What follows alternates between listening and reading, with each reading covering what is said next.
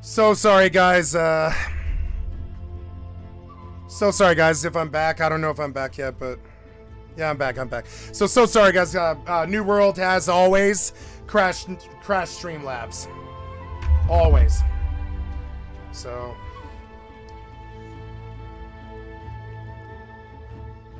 I don't know, man. I don't know why you keep crashing. I don't know what your problem is.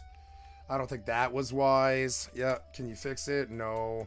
I think I'm gonna stay windowed just so I can see the performance or whatever. Yeah, man, like this client, I forgot about some of this stuff, you know? Yeah, it did have some issues. Yeah. It sucks when a software just shoves its ugly shit right in your fucking face, like live on stream, you know? Look at this. You can't even re-get your full screen back. This has been a known bug with New World since day one. You'd think they would fix it by now. And this is why the game died. The population is at... Like, that stuff is why this game died. Yeah, incompatible version. Yeah, I'm just gonna call this a failure and move on. I'm so sorry. I thought I could do this, but no. Yeah, the corporate guys are saying I can't play the game I bought. I don't care what else you say. That's how I'm gonna interpret this. I feel like you are not letting me play the game that I bought, Steam or Amazon. It's a pesticide that has some sort of an effect, an unintended effect on frogs' genders. Dude, that's another thing that people don't talk about. Pesticides that have been used in like golf courses and like there's people who live around those. That's a chemical dump. Yeah, golf courses are pesticide atrazine can turn male frogs into females. Cool. So this is a fucking pesticide. Berkeley that is. changes the gender, or should I say the sex? Is it the same thing? What? Sex and gender. Hey, I'm not getting sucked into that fucking black hole, Rogan. You can keep that shit to yourself. But hey, I'll get sucked into another black hole. Isn't that crazy though? Well, yeah. Okay, before we get into that stuff, I want to say this real quick. Okay. Is that camera on me? Friends at the Bohemian Grove. Future friends, I should say. I just want you to know, I don't know much about you. I know Alex Jones, you know, probably on vodka drinks. I don't think he was then. I think he was sober. He started drinking after all this. Please don't fuck this up. Sorry. So he had an He was sober when he did that stuff. I went to a summer camp. Why did you reset everything I did? Why did you reset everything I fucking did? Everything I did. Come on. Why did you reset everything I did? It's like, why? Was it necessary? Actually, what I've heard is the idea was to get a bunch of hardcore neocons together and then mix some artists in the hopes that like having like brushing shoulders with artists would in some way, shape, or form loosen some people up a little bit. And I've also heard you have a tram that connects campsites there to other campsites, meaning you just get in the tram and suddenly you're hanging out with Dick Cheney. Listen, I won't tell anybody. I got a podcast. I won't even tell Joe. Let me in. I'll worship Moloch. I won't worship Moloch if it means hurting people. Moloch? But I don't understand why people are upset about fucking. By the way, that's that fucking Jesus video. Christ. What's wrong with worshiping? Nothing. This is You're the getting thing. so excited. This is the thing that I get confused about here. Okay. It's like in our country, we've got people who are Christian. Yes. And that's a beautiful thing. And I do love Jesus. I was reading the book of Mark today regarding the parable of the sower.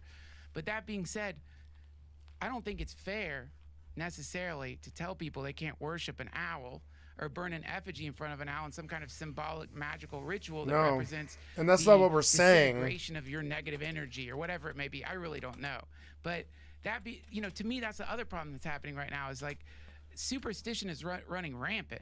I'm friends with lots of witches. I know a few Satanists, and I know a few people who are into the occult. And I don't know a single one of them that would tolerate child abuse. I don't know a single one that wouldn't kill somebody. Some of them would kill people if they thought they were hurting kids, and make it so that nobody found the body. Some of the Satanists I know, they would kill someone probably. I don't know for sure. I'm not trying to throw any Satanists under the bus, but I'm just saying like this idea that we can't have alternate pagan religions in our country without a... Oh, I don't care that they're pagans or worshiping the owl god at all. I'm talking about... It's a unifying theme across all of these world country leaderships that leads to a bad place. immediately being associated with human sacrifice or child abuse, I think that goes against the American spirit. It's like, look, because people No, it's not that they're worshiping things. It's that they are the cultural elite are meeting in a clandestine cigar bar to decide our fate. I don't give two shits about them worshiping Lucifer. I don't care about that. I'm just trying to get the facts straight here about what it is that they do. I don't care if they worship Lucifer, frankly. I'm talking about the fact that they run the world and meet with each other and plot against us. Simple concept. They meet someplace to plot against us. Simple concept, understand. They meet someplace to plot against us. That's all. Don't care about their religion. people don't want to subscribe to your particular, like, very popular global. Now, I find what they do foul. I mean, but I don't care. Global religion doesn't necessarily. I don't care about that, though. In like something that is truly a horror, which is human trafficking. Right. So to me, this is the problem. Is like, man, we got to be a little bit more nuanced in our in our conceptualization. In our conceptualizations, yeah, it seems like we are. He is right. We are attacking them sort of for their religion, which is unfair, and they know that we would look at their religion kind of weirdly. And I don't think I have any problem with pagans. I mean, I really don't. I dated a pagan once. I have no problem with pagans. Like, you know, that's okay with me. It's whatever. They worship some owl god that's the personification of Venus or whatever. It's fine. I just don't know why it would be okay for them to like just meet at some place and discuss our fate. It's a form of abuse. It's like where they go to decide if 9/11 happens or not. People, again, I don't know what's going on at the fucking Bohemian Grove, but from what I've heard, it's basically a summer camp for billionaires where they try to get artists in there to like loosen them up a little bit. That's what I've heard. I could be wrong. Who told you this? Is this? I honestly can't fucking say. Interesting. Look, man, I don't know, and I know, and Have I've you seen the video of Bohemian Grove? Have you seen it? the ritual in front of the owl god. You've seen it? Yeah, dude, come with me to Burning Man, and you will see that I'm sure. every 50 feet. Look, I don't think it's that big of a deal. Yeah, like really I don't don't. care. What I'm talking about is they get together to discuss our fates. Isn't that hard to understand? They get together to decide whether we 9/11 or Afghanistan. And that's where they do it. So the place itself is foul to me, and the people are foul to me. And they're talking about us behind our backs, and they're plotting against us. Is it that hard to conceptually get? It seems like it is. You can tell that it seems to be pretty hard for a lot of the public. They're like, well, I don't really know. And I get that. But I mean, it's clear as day, though, what it is. Involves hurting kids, it's a big deal. And if these motherfuckers are doing anything that involves human sacrifice, hurting Oh yeah, I mean human beings, in any application of that, Of course. so yeah, and so this was this. We're bouncing now because I didn't even get through all of it. And the rest of the world. The Kim dynasty's preferred form of transit. Oh God, where snipers? Where are you? Old-fashioned. I'm kidding, by the way. Luxury train rolled into Russia carrying the supreme leader. Meeting only for the second time, Kim Jong-un and Vladimir Putin greeted each other like. How many people has Kim Jong-un? Is that how you say his name? Right? I think it's Kim Jong-un, right? Yeah. Is it Kim Jong-un? Killed, right? I'm just kind of curious if there's a number. Democide. It's 710 to 3.5 million people have been murdered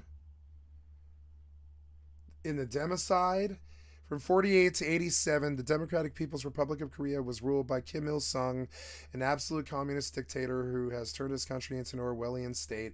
People were so tightly controlled in all their activities, and those visitors that were allowed were so managed that comparatively little independent information about the regime's purges, executions, and concentration and forced labor camps filtered out of the country. So, you know what I think of North Korea as? It's what happens when the liberals leave. North Korea is what happens when the liberals leave.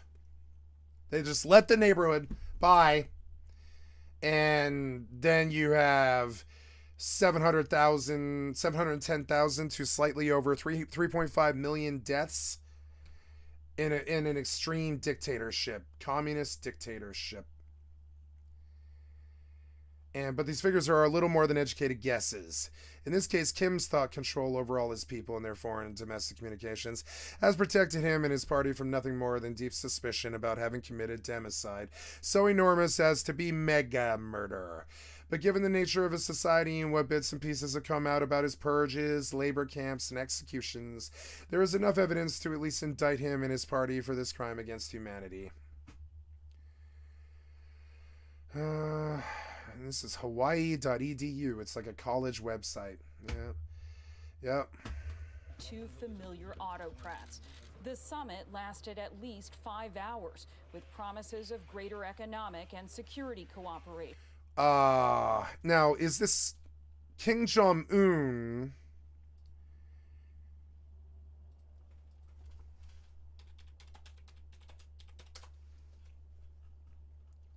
Is a North Korean politician who has been the supreme leader of North Korea since 2011, and I don't believe the genocides have stopped. So watching Putin shake his hand is just, frankly, goddamn terrifying. There were no signs. You shake genocidal maniacs' hands often, Putin? Agreements, but gushing support. I mean, I guess you kind of do. For Putin's invasion of Ukraine. I just saw it. Russia is currently engaged in a just fight against hegemonic forces. What? To defend its sovereign rights, security, and interest. What? Up against a NATO-supplied Ukrainian counteroffensive, Russian forces... Oh no, I won't go to foreign war. I won't do it. I don't think anyone will. Our country's so stupid. I'm sorry, we're not stupid. It's just that I feel like they want to go. They're so bored. They want to die. Need more guns and ammunition. They're so bored. They want to die in war, I think. It's not good. It's like literally what my takeaway is. I look at all this and I'm like, Jesus Christ, you must be fucking bored if you have all of this. Couldn't you just build space rockets? Even the old Soviet kind. And while oh my god, you're fucking bored. Look how bored you are. I don't know. 2% of North Koreans can't get enough food, the government maintains a large stock of these artillery shells and rockets. U.S. officials suspect Moscow has already procured North Korean war supplies. God damn it, I've been on press blackout for, I don't know, 5 months or something. And I really don't watch it much when I do. See if today's meeting leads to a more expansive arms deal. But since 2006, North Korea has been under UN sanctions over its nuclear weapons program. Sanctions that Moscow previously supported. Putin's chosen location for the summit is raising red flags.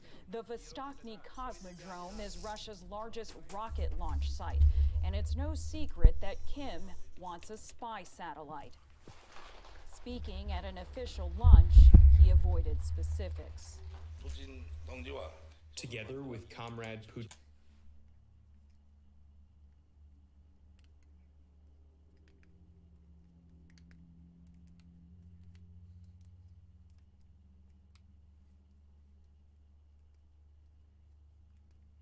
Riddles. Riddles in the dark.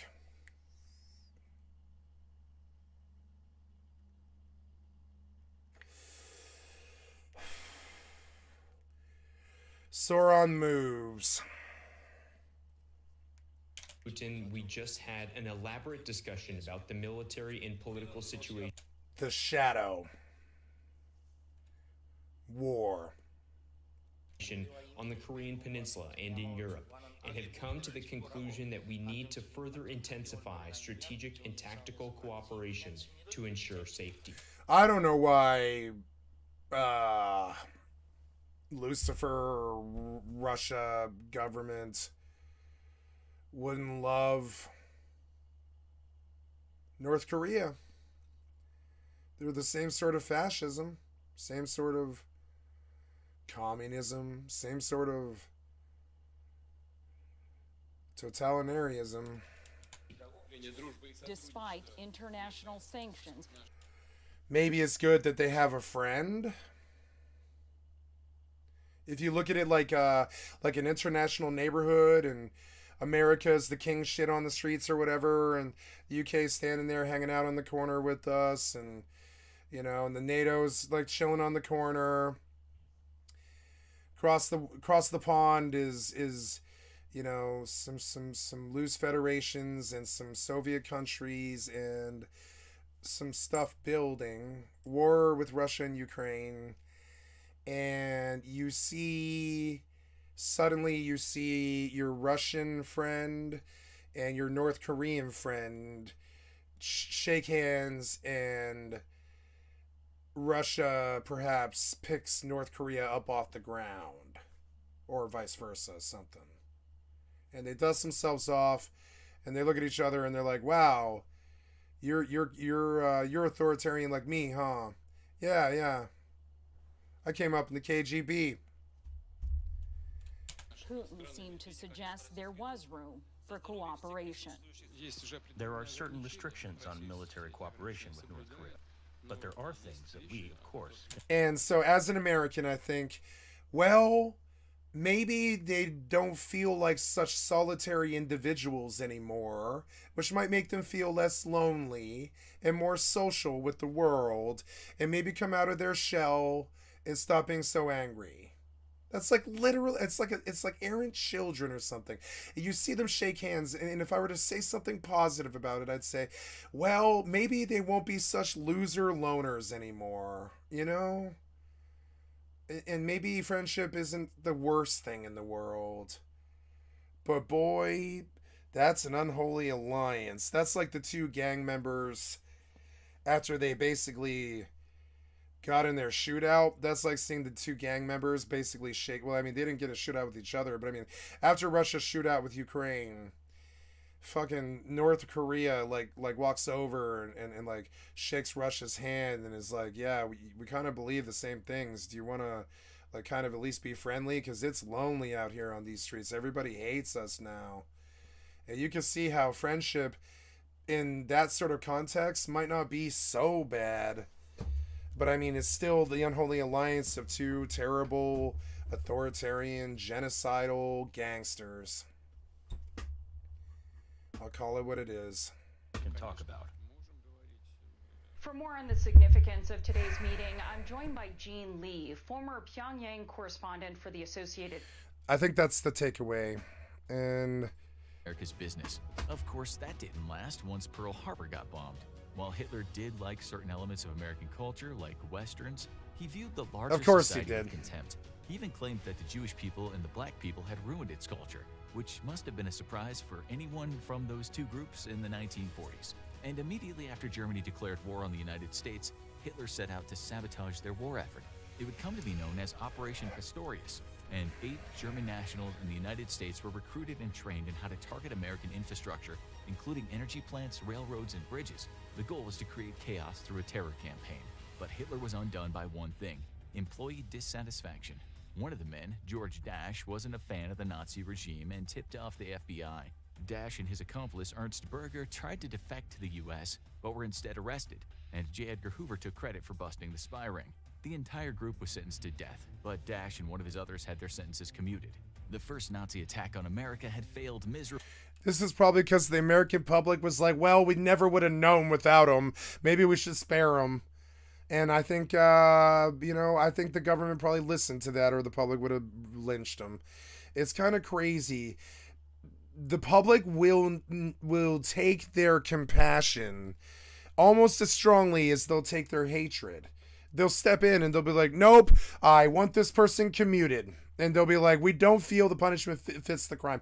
The public will outrage sometimes. And they'll be like, oh, I can't believe I'm defending a Nazi, but at least the guys knew that the Nazis were bad and we never would have known about them without the help. Perhaps we don't kill them, we just put them in jail for life, which is worse than killing. And the German army And was occupied on so then, yeah, these guys probably died of old age in jail. It's crazy. the home front, more than one since Hitler had decided to attack Russia. But as the war went on, Hitler became overconfident and his eyes turned toward the US once again. And this time, he wanted to handle things more directly. The first plan was to hit the United States from afar. Hitler was fascinated by the idea of New York City in flames and hoped to pull off an equivalent attack like Pearl Harbor on the East Coast. There were just a few problems with that. Namely, it was a very long way over, and the Atlantic Ocean was now full of warships. Pearl Harbor succeeded because it was a sneak attack, but any German warplanes would have been shot down long before they could reach their targets. He moved on to try to develop new long-range missiles that could hit the US homeland, but the German rocketry experts had many projects, and the war was moving too fast for this to be a serious threat. But he wasn't done planning, and the source of his next plan came from long before his regime. Hitler wasn't the first German leader to plot to attack the US, although the last time it happened was more of a thought exercise. The Imperial German government in the last days of the 19th century controlled large swaths of Europe, and they had their thoughts much further. From 1897 to 1903, the military developed a plan to target the United States military infrastructure and attack their bases on Hampton Roads near Washington, D.C. They sent spies to New York and Boston to spy on possible targets with the intention of forcing the U.S. to pull back to defend its homeland and give up on many of its colonial holdings. But the Imperial German Army was never big enough to challenge the U.S., and the plans were put in a drawer, at least until World War I. As the United States grew closer to getting involved in the First World War, Germany explored another option for targeting the U.S. homeland. Through its southern border, the German government approached Mexico and proposed an alliance if the U.S. entered the war. They promised to return Texas, Arizona, and New Mexico to Mexico if they won the war, but the telegram was intercepted. An outraged United States government soon declared war on Germany, and the alliance never came to be. Hitler learned from these mistakes and was ready to make his own. The biggest advantage Hitler had over the previous German governments was an ally. Imperial Japan had a powerful military of its own and was keeping the United States fighting hard on multiple fronts. They had pulled off a sneak attack, and many residents of Hawaii were worried about a full-fledged invasion. But could they reach further to the mainland? Many of Hitler's plans counted on this, hoping for a two-pronged attack on the United States that would force the country to surrender. But at the time, any mad scribblings of invasion plans he had weren't making their way to American eyes. So how did the Americans know about them? Anxiety was high in 1942, with the war having just begun and Americans worried about the draft and future attacks like Pearl Harbor. So naturally, Life magazine decided the best thing they could do was terrify everyone even more. Hey, panic sells. They published an article talking about how the Axis powers could invade the United States, complete with frightening visuals. The images spread like wildfire, with many people wondering if these were actual images of the plans Hitler had for hitting the homeland. The answer was no. Probably. But that didn't mean they weren't frighteningly plausible. The first plan was based around a joint German-Japanese sneak attack. First, the Japanese forces would cross the Pacific from the north, coming in through Alaska and stealthily moving down the coast towards major cities in California. Yeah, At that right. same time, German submarines and warships would cross the Atlantic and Have fun with that. Trying to come down the coast from Alaska. They don't know it because they don't live there. But I have. I've lived there, right? Yeah, have fun with that. You're not going to be able to bring an army through Alaska. You're going to get bogged down in some mud. So fucking bad that you're not even getting to, like, past Oregon. I mean, it just won't happen. There's too much mud and marsh and water and cliffs and rocks and I mean, it's not the kind of territory you would take tanks through anyways. Troops could do it, tanks couldn't do it. and attack major East Coast cities. Both population centers like Now that's totally plausible. Now you could come in through the coast, no problem. Just land right on the beach at Cali. That'd work. Just like D-Day. That'd work if you put enough people into it. But I mean, coming down the coast through Alaska, that is the dumbest shit I've almost ever heard. New York and military Like, trust me, you're not pulling that one off. Like, even if you take the highways, it doesn't matter, man. I mean, you would have to. You'd have to pretty much like wartime take the highway and clear it and expand it all the way south to get that kind of ordnance through to actually attack America. Northern attack is not plausible, not really, and not because it's, it's not because it's like, like they don't have enough chutzpah or something. It's because like fighting that snow, even in the summer, fighting all that snow and water and mud, you're not getting through it. It's the same as Russia. You know what I'm saying? It doesn't matter if it's deep summer. It doesn't matter. Up there, you're getting bogged down. There's a reason why it's really hard to attack Russia, kind of. There's a reason why Germany failed. It's because it's so northern and boggy and marshy and shit that you can't get tanks through without freezing to death and running out of supply line. So you'd have to take the fucking highways that were already there. Let's see the highways of Alaska, right? So the highways would work. I mean, let's talk about like plausible American attacks from the east, right? I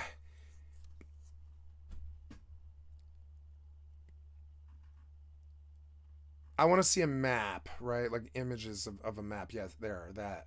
So as you see, I don't know why you would think that you could just go across this with an army. But do you see how no one goes here? No one goes here. No one goes here. It's just BLM land basically. It's just empty land with no real with no real really naval is your only now I believe you could probably take Anchorage. It would be crazy, but the East could take Anchorage and run down this highway here. See it here? All the fucking way to like Seattle. But the cost of this, the idiocy of it, the prohibitive nature of it, the bad water, the bad choppy water, the bad seas, short of like ferries, you wouldn't really want to have too much naval stuff going on here, I don't think. Anchorage is a big port, and I'm sure it's used a lot. But I mean, this water is not very hospitable. I don't believe, anyways. Freeze a lot out here, freeze to death out here, kind of thing. You really don't want to be out that far north, I don't think. So, this whole thing that he just illustrated, it seemed kind of stupid to me but I mean, you could see how it would scare the world if they did see it that way. If in like the 40s, and a lot of them don't even remember the globe, so they don't remember, but like in the 40s, they could have feasibly believed that the East could have just crossed over here. Russia, Japan, lots of people in the East, China, right? So I don't know about that thing. That, like, looking at that strategically, I don't believe so. Now, coasts are fine. Coasts would work all up and down the coast. They could absolutely D-Day us, no problem. That's the real problem. I feel like they could just land in a weaker place like Seattle, not LA, but like Seattle, and just take their war south with the stuff that they sacked. And that's my problem with it. If they were to hit the western seaboard, I believe it would be something like Seattle or San Diego, right? And if it was like I don't believe any of them would be dumb enough to ever attack like New York or LA. If it would be a bad like kind of WMD situation. I think you're looking at smaller cities that they can land at and use as staging, which is smaller places like North Carolina, like they're showing right here. North Carolina, maybe Maine. You could hit stuff like Long Island, but I mean, you're just going to get bombed off the map. I was saying this is not viable. I don't think anywhere in this quadrant you're going to be successful. But if you hit here or here or here, and go all the way up here. And I'm not talking like I want this to happen or I think it's funny or any of that. I am strictly talking about, like, I'm really not saying that I want America to be attacked, or don't misconstrue what I'm saying. I'm just saying strategically, like, you wouldn't see attacks on New York or LA, I don't think. You would see northern and southern stuff, like San Diego, Seattle. Bases like Norfolk. But the plan Norfolk, stuff like that. Places with ports. And you take the bases around there and you use the tanks against us. And that would be how I would see some sort of plausible attack against America from a ground troop perspective. But I feel like most of our wars are fought with like bombs and drones now. So really what I think war really is them just dropping bombs on our cities. All war really is, I think, is what happened to the UK in World War II.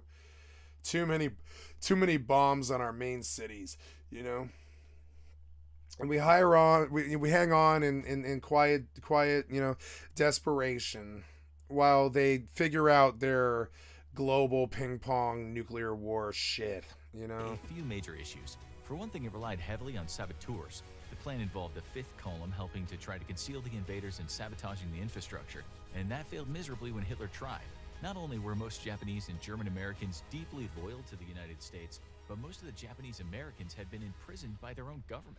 Yep, and that's one of the reasons why I bring up like 1/4 of America is Chinese, because like I fundamentally, fiercely believe that most all of that quarter is fiercely American. I believe they will fight our wars. I believe they will bear our children. I believe they will pay our taxes. I believe they will work at our jobs. They will be our brothers and sisters, and I think of them as our brothers and sisters. And so, like, speaking out against them is something that I'm just not comfortable with. It would have been a These are our brothers and sisters. We are the world's children. Spectacular attack, but had way too many moving parts to succeed. Another plan focusing on the Germans saw them heading south, using their territory in North Africa to avoid the hazardous Atlantic Ocean. They would travel to Dakar and then bypass the major naval battles to set sail on the eastern tip of South. Redonkulously, fuckulously impossible, because we just go rant, like, this is impossible. Utter claptrap. Watch. Shook. See it pretty fast. Shook. You would never do this. You would never do it. You would never do it like that. You're more thinking about like wang maybe, but you're never doing this, because you're just gonna get what they call routed. Not plausible. Nope. Now, and also those oceans, you don't just have to tangle with the Americans either. Brazil is an actual real thing. I know you guys like to kind of discount them, but I mean, Brazil is an actual real thing. I really love my BR community too. Always have. Got a lot of Brazilian friends. And like, man, I just don't have the fucking luxury of ignoring Brazil. I just don't. I mean, I know the rest of the world does, but I don't have it. I don't have the luxury to ignore Brazil. You think you can just take Natal or whatever?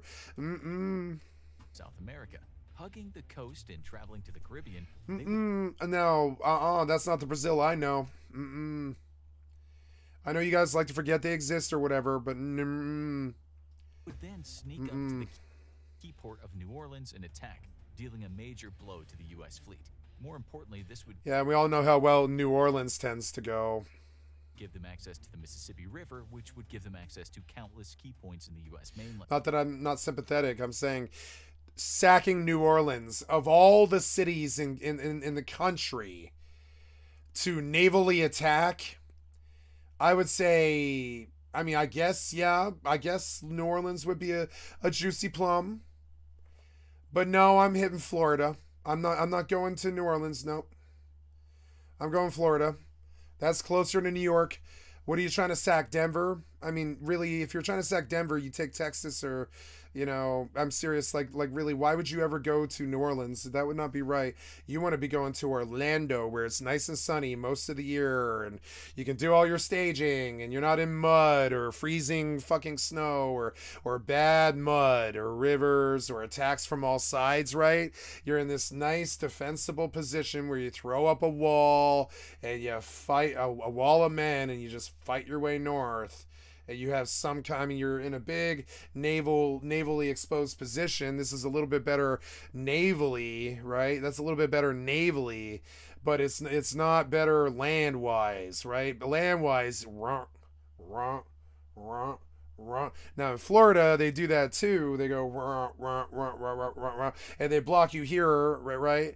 But I mean, it's still a better position than New Orleans, where you're just going to get swarmed by the entire country. And also, sometimes the weather in New Orleans can really be something that you didn't expect. So just understand, you think that stuff doesn't happen, but if you're a World War II, like World War II, like history buff like me, you'll understand that the weather happens more often than not, and it often is the swaying factor in the war. Believe it or not, often weather is the really swaying factor in war. Until it's nice and good in the summer, you can't really get past the mud most of the time to actually fight anybody when you're not freezing to death or starving. So this is something about war that I fundamentally love, because it kind of limits itself in this respect. War is kind of a summertime prospect in some ways. You don't want to be doing it in the winter or in the soggy spring or in the soggy fall. You want to be doing it in like the summer, if at all possible.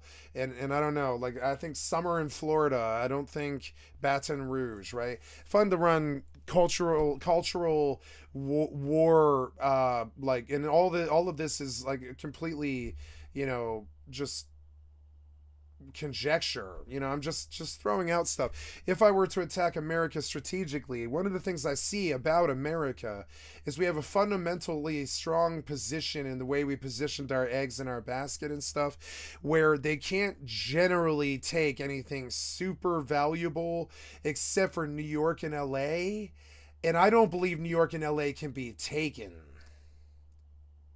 I fundamentally, I believe it can be nuked or something horrible, but I don't believe New York or LA can be taken. You get what I'm saying?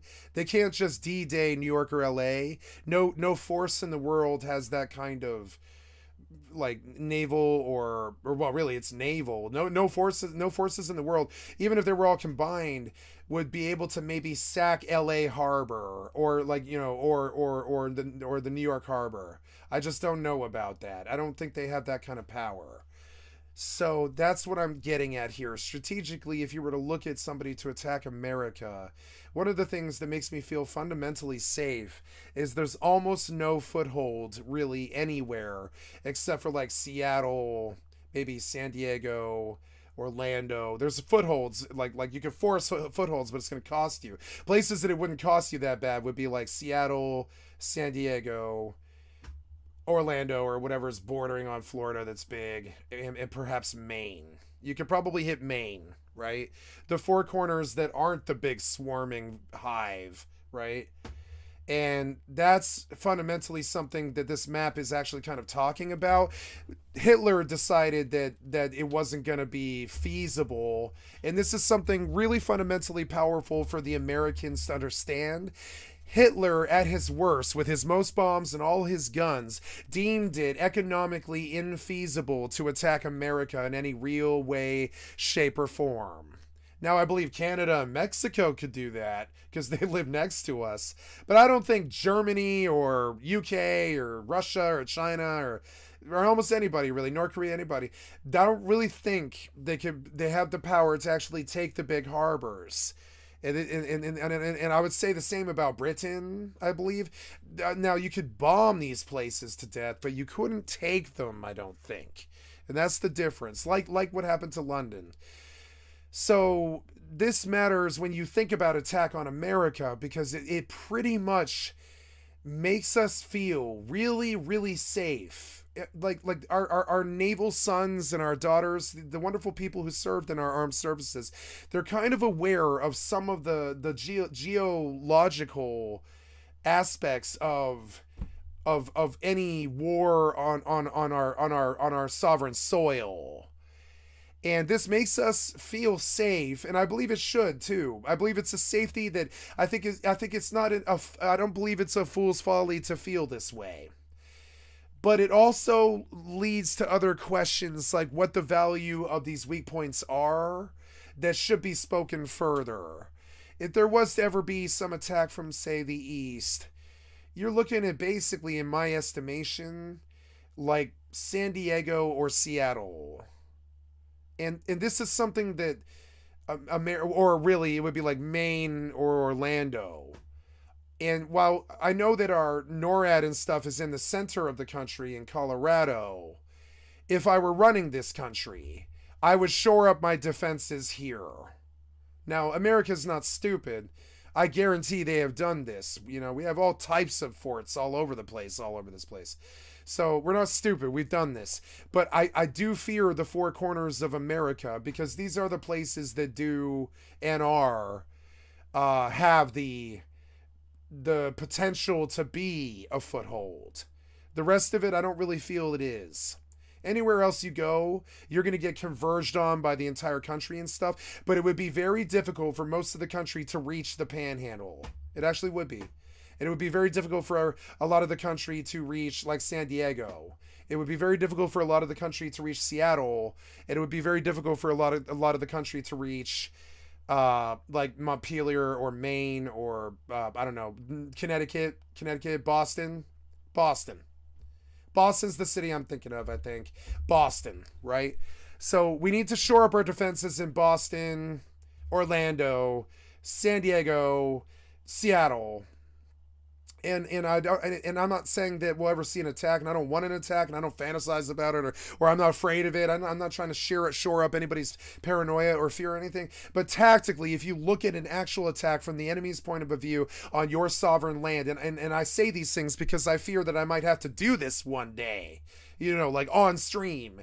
But I can point out, like, the fundamental weaknesses in the ideas of attack on America and what it is we're ever likely to see if the unlikely ever happens.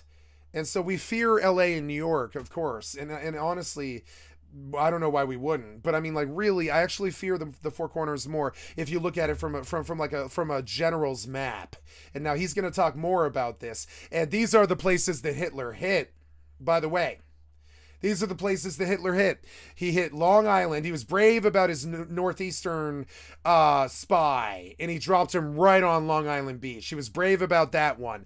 But their real shot was like Cape Canaveral or something like that, and that's what I fear you would see. I mean, Hitler was crazy enough to actually try it. No one else ever has been, except the American government. So, like, you know... Would this plan work? So now, what do we do if the East were ever to unite like we see in this video with North Korea and China and stuff, and we have some beefs with North Korea and I'm sorry, North Korea and Russia, not China, North Korea and Russia, right? And we have some beefs with these people. There's a genocide that we don't like. Russia's in Ukraine. That's basically genocide. It's like they're committing these genocides, and we're supposed to stand by. And I don't really agree with it. Now, isolationism is a wonderful, beautiful thing in theory, but I don't know about this one. If you stand by when genocides occur and you watch Putin shake, you know, Kim Jong-un's hand after 700,000 to 3.5 million or whatever the number is, North Koreans have been murdered, and we know what Russia's done. Honestly, I'm not so sure we're much better than them. My real issue is like, if plausible attack were to ever come, it would come in styles like this.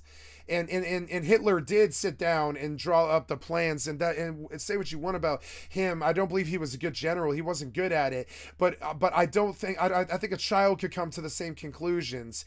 It would take such a crazy force to take New York or LA.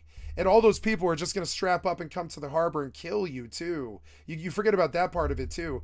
So like, I mean, it's just crazy. You wouldn't be able to really D-Day New York or LA. You're looking at the places that Hitler looked. And this is something we should have learned from in World War II. Now, on top of it, the War Department hid this for a long time. We knew what happened. The media knew what happened. But also the Lucifers, they like the Lucifer War Department likes to conceal stuff that they don't really need to conceal from the American public.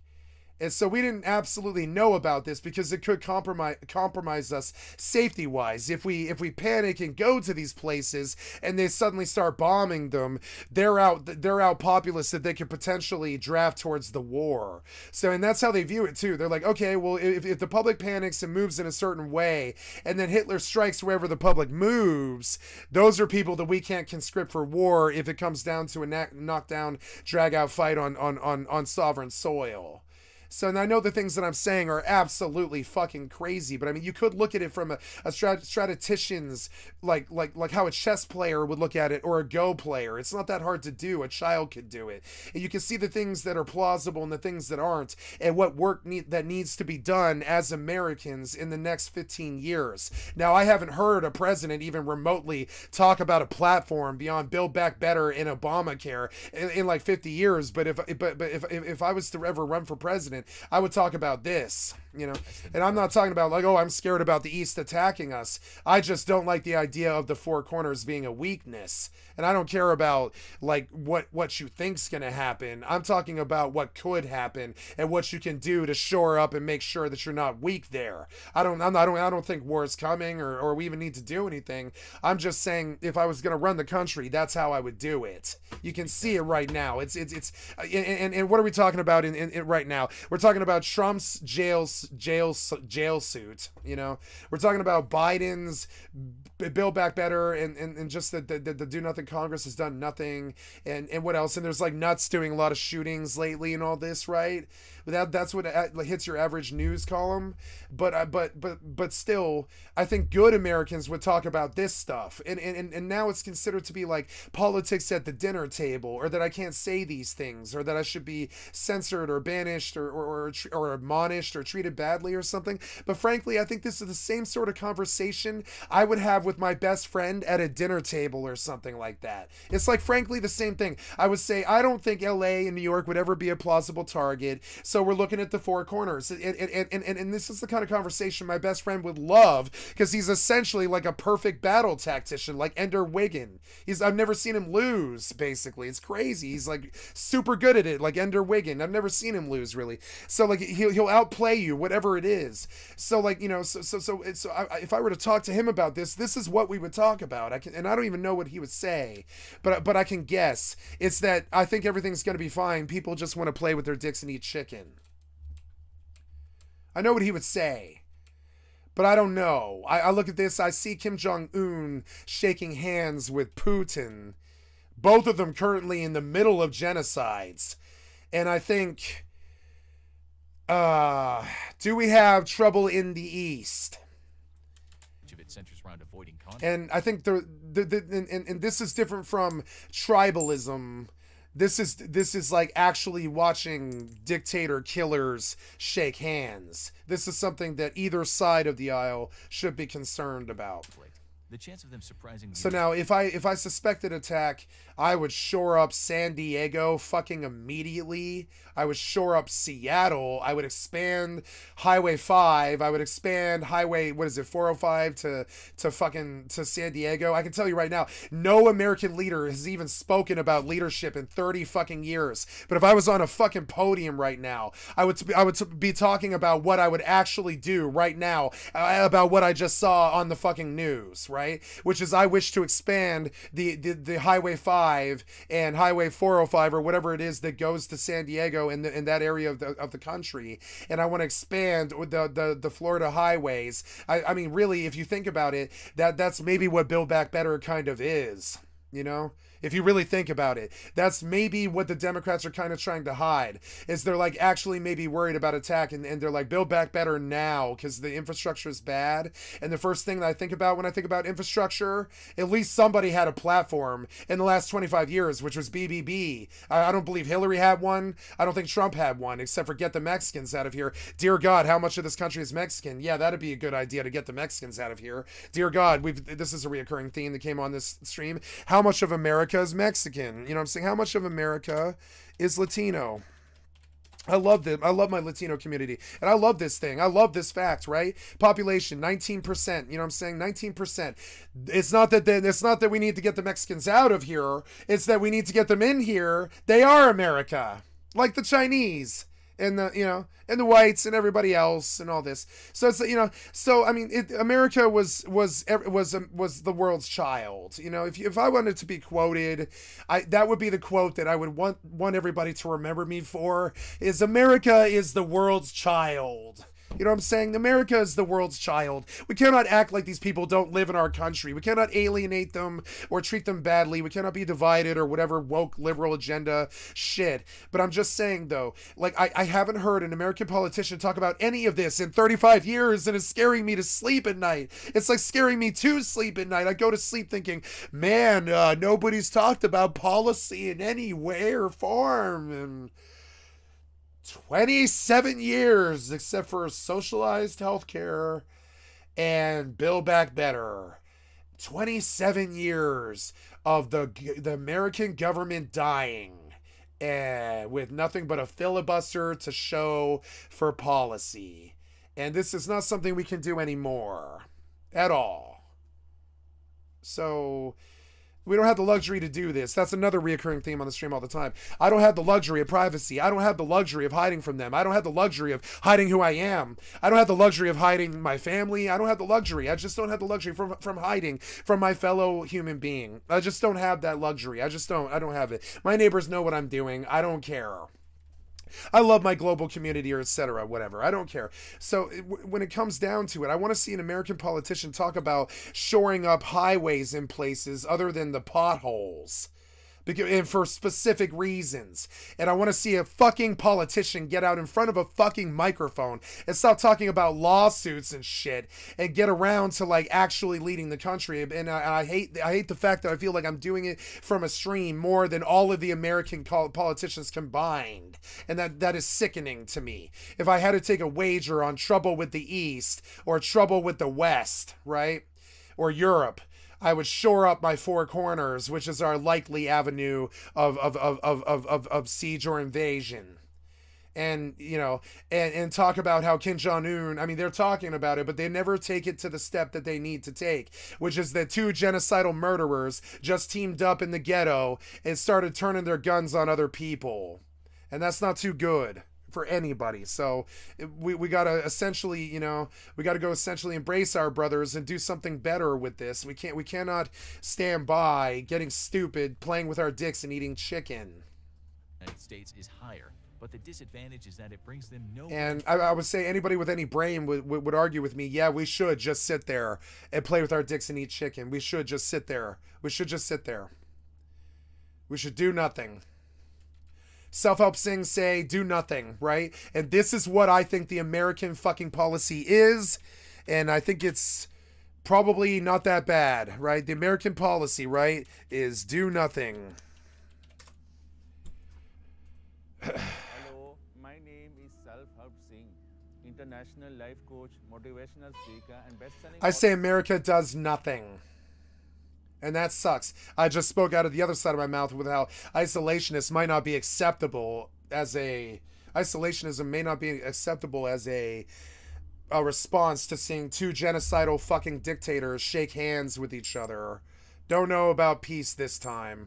And that sucks. You know what I'm saying? You can't really, I'm sorry. Now you guys can talk to each other and be friends. And I'll be the first one to say friendship is magic. And I love that you guys have friends now, and maybe as the Luciferian governments like Putin and all this, you can talk to each other, or Kim Jong-un, you can talk to each other and open lines of communication, and at least maybe make your own lives a little better, and maybe gets a little less scary to us.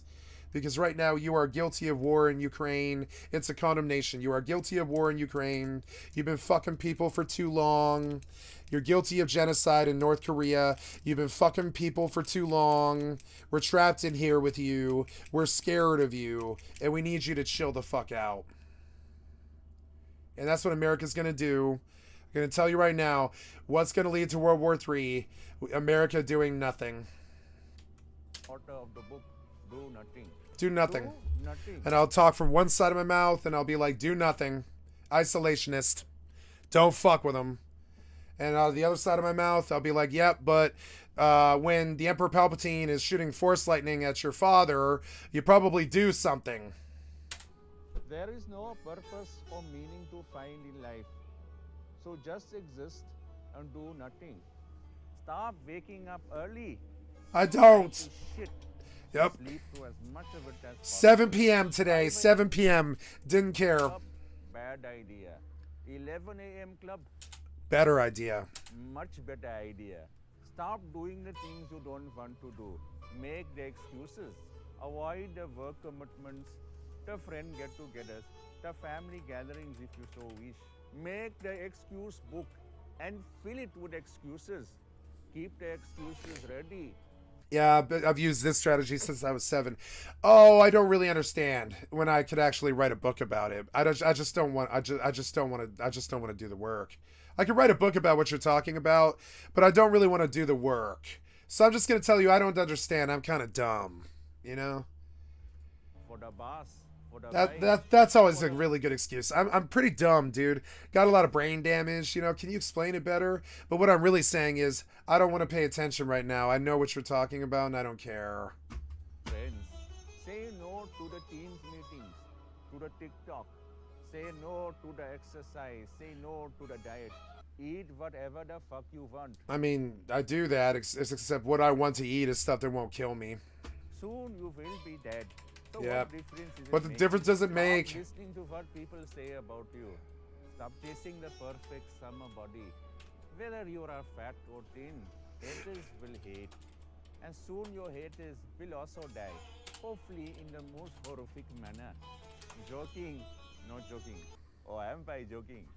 Do the least amount of work without getting fired. Nike say, just do it. Self-help Sing say, just do nothing. Release yourself of obligation and responsibility and just do nothing.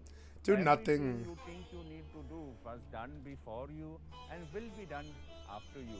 Do nothing. So stop doing. Stop doing. You do it best when you do nothing at all. You are not special. You are not human special. Creation. The world is fucked and you cannot unfuck it. So just do you and do nothing. Stop spending your days searching for the meaning of life, for that is the most futile exercise. You will die one day just as confused as you are now. So be happy with what and who you are. As my good friend Farooq Freddie Mercury once said, nothing really matters. So do nothing. Nothing. Yes.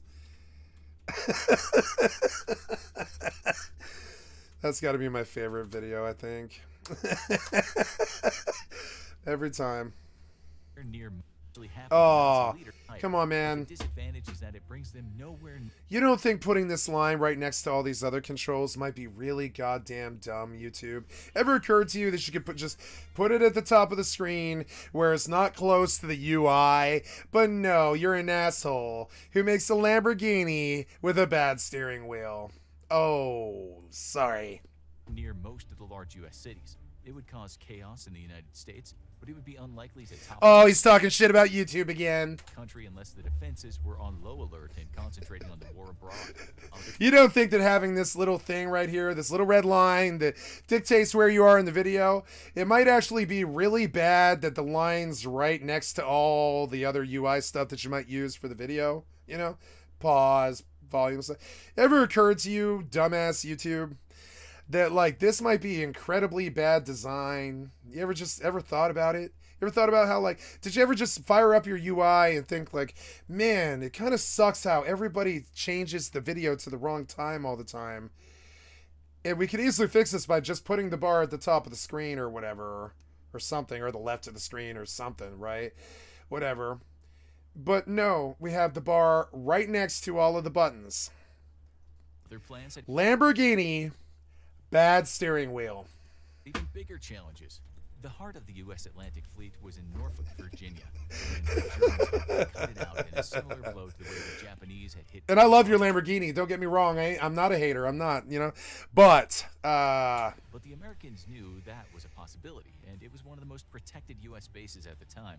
The magazine speculated that the Germans could fool them by splitting their fleet. Get a better and sending steering them to wheel. the Azores, Madeira, and Cape Verde, and they would rendezvous in the Atlantic and form a massive attack front that would charge Norfolk and break the U.S. defense line with overwhelming force. It was scary on paper, but in reality, it might have been a different story.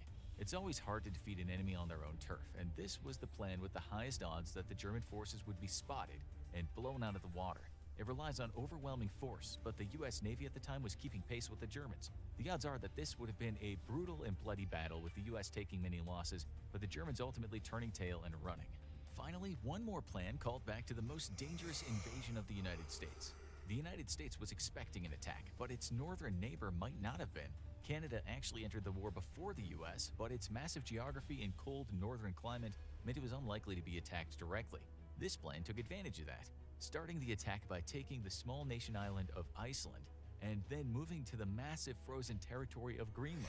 Yep, and you stepping stone. Nazis the position they needed to infiltrate Canada, moving south and invading the United States through St. Lawrence and Hudson Valleys. That is plausible. It's a lot more plausible than Alaska. A lot more. A lot more. The Northeast is a lot less cold than Alaska. You know what I'm saying? A lot less cold. Problem with this plan, dress warm. Hudson's a lot better than Alaska. Yeah. Germany was already learning a very harsh lesson at the time. Don't invade Russia during the winter. Yep, don't invade during the winter. You're going to freeze your balls off. This attack plan would have taught it to them again. While they wouldn't have met the same level of opposition, they would have been on unfriendly territory and struggled in the climate. Because they would be traveling through a U.S. ally, there's also a greater chance that Canada would have tipped off the U.S. in advance. But if it succeeded, it would have brought them deep inside enemy territory. So why didn't any of these plans happen?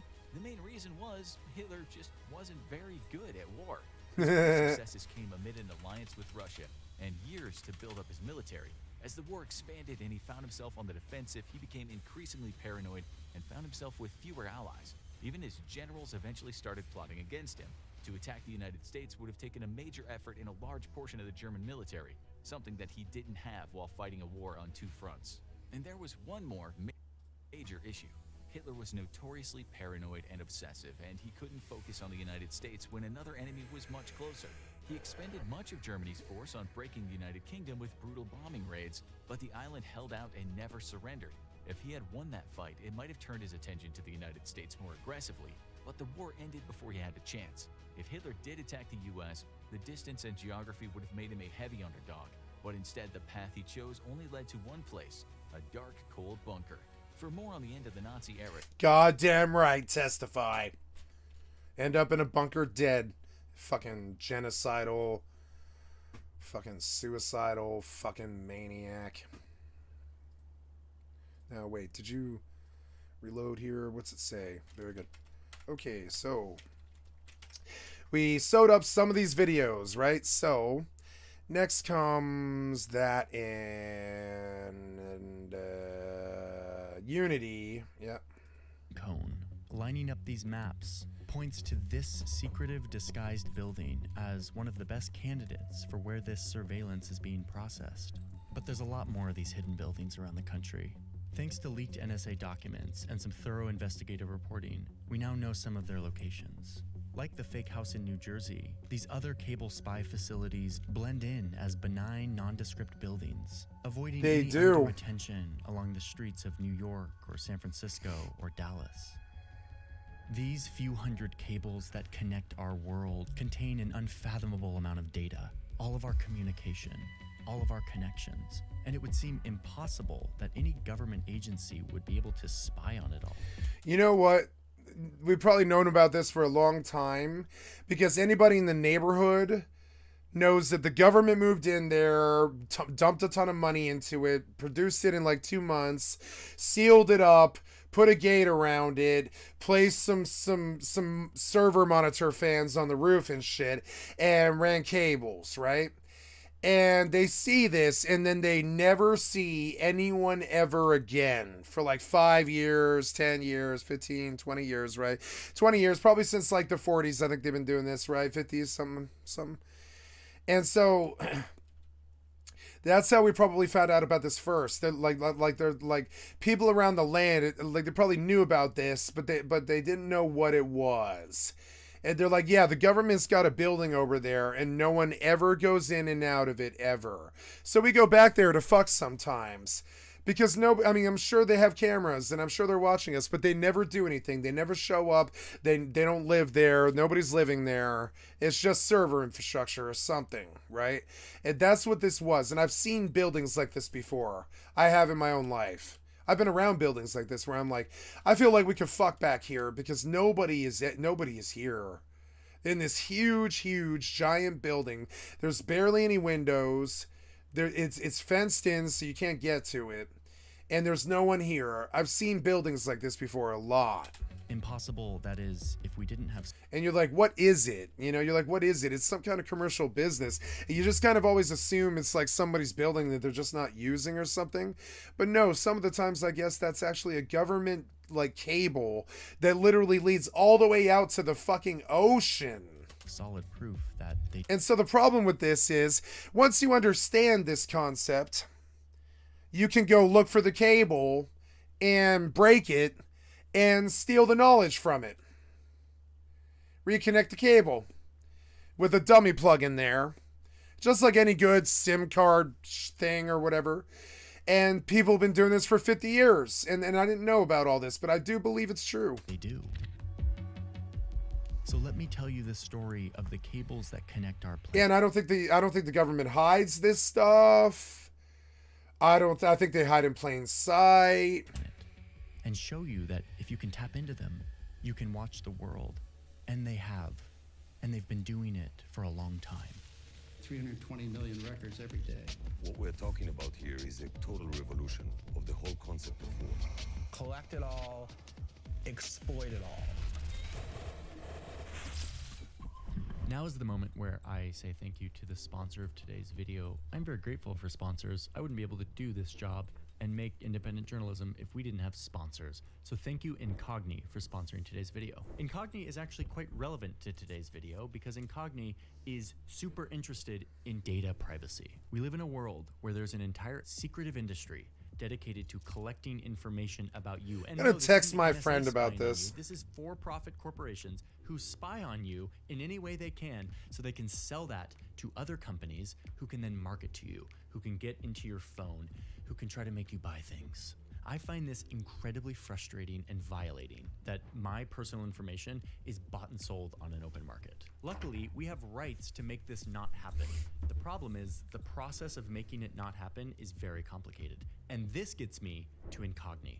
Incogni is a service that does this for you. You sign up for Incogni and you give them permission to go out into the world on your behalf and take you off as many lists as they can. The first thing they do, and this is very satisfying, is they scan to see all of the lists that you're on. And they show it to you on this really nice dashboard. So you can see like, oh my God, I'm on like dozens, if not hundreds of these marketing lists. And then they start the process. I'm going to get something to drink, guys. I will be right back. Sorry. Your email and your address and your phone number off these lists. It's a process, and Incogni will keep you updated on the progress. They even have a tally of like all of the lists that you've been removed from, which is like insanely satisfying to keep an eye on. Because of Incogni, I learned that here in the US, there's this other massive problem, which are these people search sites where you can like search for people and it will pull up as much information as the site has on you. I don't like that. Incogni sniffed this out for me and is taking me off of these lists. Thank you, Incogni. I'm very grateful for it. So there's a link in my description. It's incogni.com/Johnny Harris. And you can go over, sign up for Incogni, and try it out for 30 days and get a full refund if you don't think it's useful. Totally risk-free. I'm really grateful to Incogni for sponsoring our journalism and this video, but I'm also grateful that they exist because I am so tired of my inbox and my phone and my mailbox being full of garbage. Okay, with that, we're jumping back into the video about the government version of collecting your data. We laid the first copper cable across the Atlantic Ocean in 1858. It connected Ireland to Canada. They sent the first telegram across this wire and it took 18 hours to arrive, which was like light speed back then. The cable broke 3 weeks later, but even still, it was a huge success, a revolution for a world whose progress hinged on being more and more connected.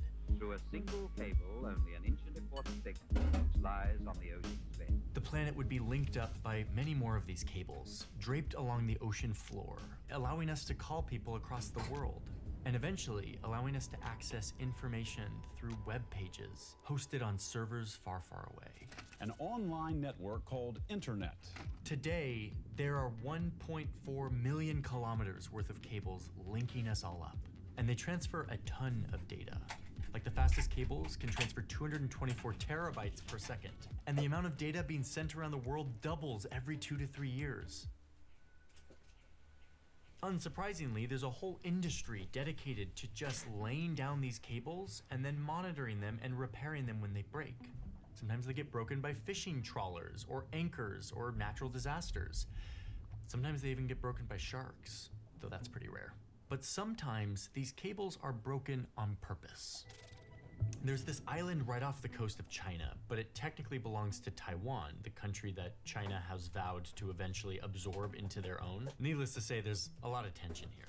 And in the last 5 years, the cables of this little island have accidentally been broken 27 times, which is a lot for cables. China denies that they had any part in these 27 accidents. They say it's just an unfortunate fishing or anchor incident, but I'm suspicious. Officials fear that Matsu is just a warning, and that internet connections to the whole of Taiwan could be under threat. Sometimes it's unclear who attacks these cables. Like a few years ago when somebody ripped out a 2.5-mile piece of this cable that connects Norway to the island of Svalbard. Other times it's very clear who's cutting the cables. Like when the United States was at war with Saddam Hussein in the 90s and they cut Saddam's cable so that he couldn't communicate. I mean, cutting the communication cables of your enemy is an old strategy. They were doing that way back in like the American Civil War. But the more interesting approach to me isn't just sabotage. There's another way that you can use cables to your advantage if you are a great power trying to control things. If you have access to submarine cables, which governments and militaries do, you can scrape through the insulation of this cable.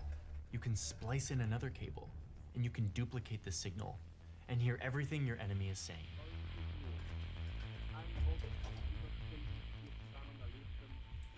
The British Navy did this to a German submarine cable out here in the middle of the Atlantic during World War I.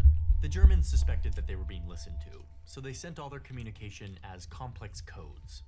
But the British had very smart code breakers, and they were able to decrypt all of this and discover a lot of Germany's secrets. And they discovered this secret plan that Germany had to ally with Mexico and invade the United States. This is one reason why the US ended up joining the war, and it all happened because of submarine cable tapping. World War II took cable tapping to a whole new level. A more connected world meant more opportunities for vital military information to leak out. So the US created a new agency where they would tap in and monitor hundreds of thousands of civilian telegrams and phone calls flowing through both the mail but also through these submarine cables. I mean, think about it. It was a scary time. It was global war. It was mass destruction. So mass surveillance on your people felt necessary in the name of national security. Even the insides of envelopes are scrutinized for hidden writing by these sensors. This agency was shut down after World War II. But the seeds of mass surveillance were now planted. A few years later, President Harry Truman creates a new secret department, the National Security Agency, or NSA. Their job was to secretly collect and analyze communication happening in the country. Communication that was not meant for them. Spying on communication of all kinds, all in the name of national security. By the time the United States and the Soviet Union are locked in a Cold War, spying becomes even more valuable, even more of a priority for these governments. And once again, underwater cables become a target. The Americans built this entire spy submarine, which had a secret space set aside for intelligence officers and a giant computer. They called this space the Bat Cave. Of course they did. A bunch of like military dudes on a submarine, and they've got their like secret like computers like, we're in the Bat Cave. I can totally see it. This submarine, called the USS Halibut, had a little mini submarine-looking thing that was actually not a mini submarine, but rather a pressurized chamber full of special gas that divers would just sit in there and breathe. It was pressurized to feel like the deep ocean, so that these divers could go out into the ocean and be 400 feet under the surface, and their bodies were ready for the pressure. They used this to secretly navigate to underwater cables. The one we know about happened over here, right off the coast of eastern Russia. Yeah, I was like, how would you get, if the cable is at the bottom of the ocean, where do you break the cable? And also, when you break the cable, how do you do that without getting electrocuted? I mean, I don't know. The divers would leave their pressurized gas chamber. They would navigate this big, clunky electric device onto the cable. It's basically a giant 20-foot recorder that would tap into the cable and record everything passing through. They somehow parsed through the dozens of different signals, specific phone calls between Soviet officials. But of course, this is like the analog days, so the storage on this device would fill up. So they had to go back with their little Batcave submarine every few months to replace the tape. They did this for 10 years. Yeah, why not? I mean, it worked. Ivy Bells, and we talked about it a little bit in the whole deep dive we did on submarines. But boy, it's just like never Operation Ivy Bells. Resource intensive this operation was. Operation Ivy Bells. But boy, it's just like Ivy. Place the tape. They did this for 10 years. This was called Operation Ivy Bells, and we talked about it. Operation Ivy Bells. I want to know more about this. Oh my god. I always wonder what Operation Ivy, why their name was what it was. I was like, why does Operation Ivy Bells sound so fucking weird to me? And it is. It's Operation Ivy. I didn't know that they were talking about this. Of course they were. I love Operation Ivy. Oh my god, such a good fucking band. Ivy Bells. Oh no. Oh no. Okay, so who got famous off this? This guy, Dark Docs, 3 years ago, and I bet his is the channel that I bet is the one that I should be on. I bet his is the channel that I should be on. I bet.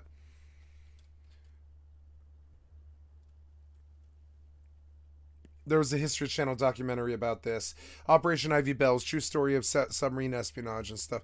Yep, the secret mission to tap Soviet undersea cables. Cool. It's only 10 minutes long, but it got 800,000 views. I want to hear the whole deal. Yeah, but I don't think that, is this legal? Yeah, this is legal, I think, actually. It's public source.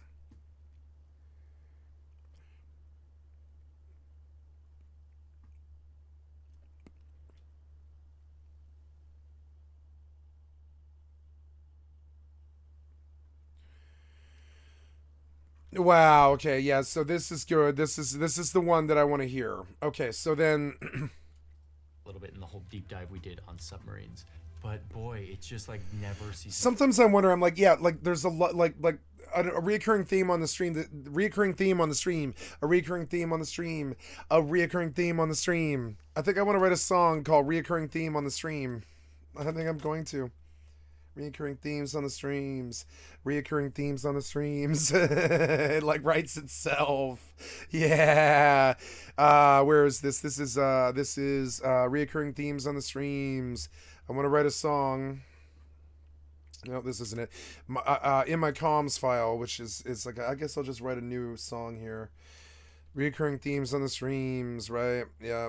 I'll just start a new one. It's fine. New text document, right? Song, right? Reoccurring themes on the streams. Reoccurring themes on the streams. It fucking writes itself. It's lyrically beautiful. Reoccurring themes on the streams. Reoccurring themes on the streams. You can actually get it out too. It's yep. Sounds like rap. It's like kind of like it's got a rhapsody to it. God damn it! I feel like I have something on my nose and it's bothering me. There we go. Fucking annoying. Resource intensive this operation was. Yeah, like this is real, like Metal Gear Solid spy shit. You know, I kind of wonder what Shadow Moses Island was actually supposed to be, and I think Shadow Moses now, in my opinion, is basically where the Luciferian doctrine has an island with a server center based off spying on the cable. And they always kind of like hinted at that. Like one of the shows that I watch like over and over again is the Venture Brothers. And say what you want about how jokey the Venture Brothers are, they do some military stuff pretty good because they were obsessed with. You can tell they were obsessed with GI Joe and OS. Like they were obsessed with GI Joe and comic books, but they were also obsessed with the American military complex. And all the guns and all that stuff and all the you know all the lampooning, but I learned quite a lot about some of the governmental stuff from the Venture Brothers, believe it or not. A lot of that was actually not that much fantasy as you might think. Anyway, through this tapping on the Soviet cable, the Americans learned just how scared the Soviets were by the buildup of nuclear weapons. This helped. Yeah, like so at that point, Stalin was like, I'm terrified of America just bombing Moscow, and I'm convinced they're gonna do it. Stalin's like, everyone hates me. The Germans hate me. The Americans hate me. I keep stacking bodies 20 deep, one gun for each 20, and it's freezing and I'm dying. And he was convinced that it was going to end. What happened to Hiroshima was like, honestly, Hiroshima makes no sense. Moscow would have made more, well, not Moscow, but like Berlin would have made more sense than Hiroshima. But I mean, if you're going to go for another one at that point, like we were terrified of them in the Cold War. Like really, honestly, Hiroshima made no sense compared to something like Moscow. And I'm not saying we should ever nuke Moscow. I love Moscow. It's just, and I don't mind Russia. I don't care about Russia. I'm just saying that, like, it seems odd some of the targets that America picked. I don't think they were strategically very sound. Them negotiate. And I'm not trying to talk shit. I'm just saying some of the targets, like you could see what the officer quarters was probably a buzz about, and what they talked about really vehemently, probably gotten fistfights with each other about, because some of these choices aren't so good. Some of these choices aren't so good, even on our own side. It's not like we played perfectly. We like kind of bungled our way through the chess game in some ways, just like them. A slowdown in the nuclear arms. Like, and it's weird that old Joe was so fucking scared of getting like nuked in Moscow. I mean, because really in America, we thought Joe was going to drop the bomb on us. But I mean, like when you look back, you realize Stalin full blown 110% believed, like the way that the sun's going to rise tomorrow kind of thing, that Stalin full blown believed, like looking at this, I think it's right. Stalin full blown believed it was only a matter of time before America nuked Moscow, I think. Or straight up fucking Hitler nukes Moscow. So or whatever, VR rocket or whatever, you know. So, and what did you say? You said Skycat, should I have Oreos or Chips Ahoy tonight?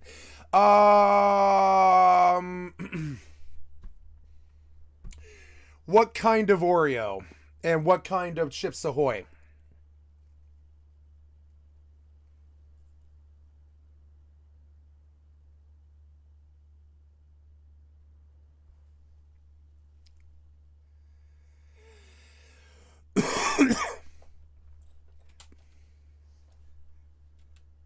Regular Oreo, double stuff, and original. Okay. Do you have milk? Do you drink milk?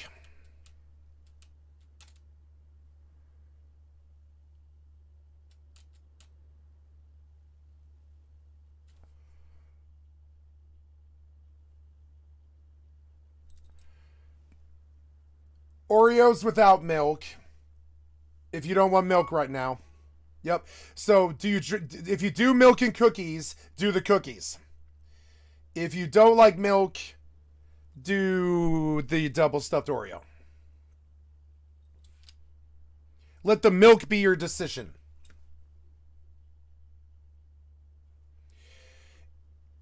Cookie with milk, Oreo without. Because, you know, I like the marshmallows on the bottom. They're fun to eat when they're, you know, in the milk, right? You like it, right? So I say then make your decision on the milk. Go in with the milk and cookies. Okay, good. Right on. Race, and even helped lead to the crisis resolved. End of the Cold War, according to one expert. Milk was the factor. Milk's always the factor. Is there some other garnishment or something, right? Is there something else to sweeten the deal that makes one side better than the other, right? Because don't get me wrong, I love sunken Oreos, but it can be kind of gross. Like the brown stuff can be gross when they're sunken, but the marshmallows taste so good. The sunken marshmallow of an Oreo and milk. So, but cookies and milk are great. You just absorb the cookies in the milk and then you drink the cookie. You know what I'm saying? So good. So I say let the milk be your choice. The change of centuries. Yeah, so like why did we bomb Hiroshima? I would say there were bigger targets than that. I would say of all the targets in the world, I think America had a very interesting thing going on with bombing smaller targets to use them as an experiment. It's like we wanted to use Hiroshima as an experiment, and it's incredibly hurtful what I'm saying, but I don't believe it is untrue. And so we wanted to see Hiroshima as an experiment. But frankly, with how scared we were of Joseph Stalin nuking us, I don't know why Moscow wasn't the target. And I don't believe we should have bombed Moscow any more than I believe we should have bombed Hiroshima or Nagasaki. But when I think of world targets, couldn't you do Berlin? Like, why was it Hiroshima? Wouldn't you kind of want to go for Berlin? And I'm sorry, but you can see how some officers probably socked each other in the fucking face in the mess halls during the war. Because that choice is just... That choice, whoever made that fucking decision is a goddamn jackass. If you're gonna use the fucking bomb, drop it on fucking Berlin. And do the world a fucking favor. If anybody in the fucking world deserved that bomb, it wasn't the Pearl Harbor people. It was the Holocaust people. Remember the original problem that struck up the war in the East in the first fucking place? The United Axis powers, right? I don't know why we bombed Hiroshima. And I know it's not good and to second guess America. But I really don't understand the Hiroshima decision. I don't think Japan understood it. I don't think the American public understood it. All of us were freaked out about Berlin. Ich bin ein Berliner. Right? And not Hiro fucking Shima. Nobody in the world even knew what Hiroshima even fucking was until the America bombed it, I don't think. So like, what was with that? I guess I see the considerations, right? What the considerations? Maybe it sets off a chain reaction that kills the world. So you still attack the lesser Axis power? That you know, that only Pearl Harbored you, as opposed to all of World War II with the Germans. And so I know you're scared of the Japanese, obviously. So let's assume the Pearl Harbor story is legit. I get it. We didn't like Pearl Harbor, but I mean, of the two enemies, I just don't see how the War Department ever came to the fucking decision to do Hiroshima, other than they just didn't know what the bomb was actually gonna do. And so they wanted to drop it on a small town, I think, or not a small town, but a smaller prefecture than, like, Tokyo. But honestly, I wouldn't have understood Tokyo. I would have understood Berlin, but I wouldn't have understood Tokyo. And that's the issue. And I don't like second-guessing American war politics. But I don't believe most of probably the public did either. They were like, isn't Hitler the problem, I think? And as I recall, the War Department didn't warn anybody they were going to do that. They just Enola Gay'd out of nowhere and Ender Wiggin bombed the Queen, you know, and ended the war essentially. But I mean, like, really, wasn't Berlin the target? We know that we could have gotten like that bomb to Berlin, I believe. I don't really understand why we bombed Hiroshima. I still don't. And I believe if we don't look back at these critical fucking battle fuck-ups, we don't learn from them. And I believe that you and I'm not trying to point out American blunders or say that America sucks or anything like that. I'm really not. I'm saying I love America and I love the choices that it made. I just don't understand some of them. And I don't think a lot of the rest of the world did either. And that seems very weird. Why Hiroshima over Berlin? I've never heard another historian say it, but I will. Why Hiroshima over Berlin? It's a good topic for a video. Why Hiroshima over Berlin? I want to know what their reasoning was, and I don't believe the War Department will ever say, because I'm not sure it's good.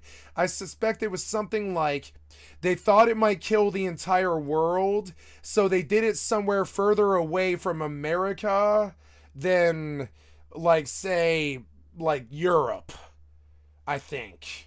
And they thought it might develop the entire world into a chain reaction that killed everyone. And so I'm guessing they dropped it on an outlying zone of an enemy that they had anyways, just to see what it would do first before they decided it was too much of a responsibility to use. But I don't understand Hiroshima still. I don't believe anybody could ever convince me that was a good decision. And I don't like second-guessing American politics. It's anti-American. It's anti-patriotic. I'll say it. But I still don't understand the decision. I don't. The logic really fails me. Why? The dawning of a new millennium. But then came a world-changing attack into the ultra-connected internet age. This new law that I signed today will allow surveillance of all communications used by terrorists, including emails, the internet, and cell phones. This government will enforce this law with all the urgency of a nation at war. It is now my honor to sign into law the USA Patriot Act of 2001.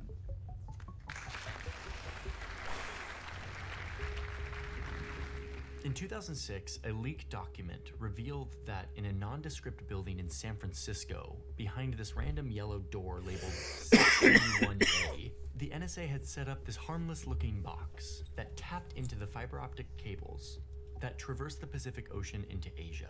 The phone company AT&T had agreed to let them siphon off the traffic that was moving through their cables. This seemed kind of nuts that the US was tapping a cable where all of our communication goes through, but we had no idea what was coming.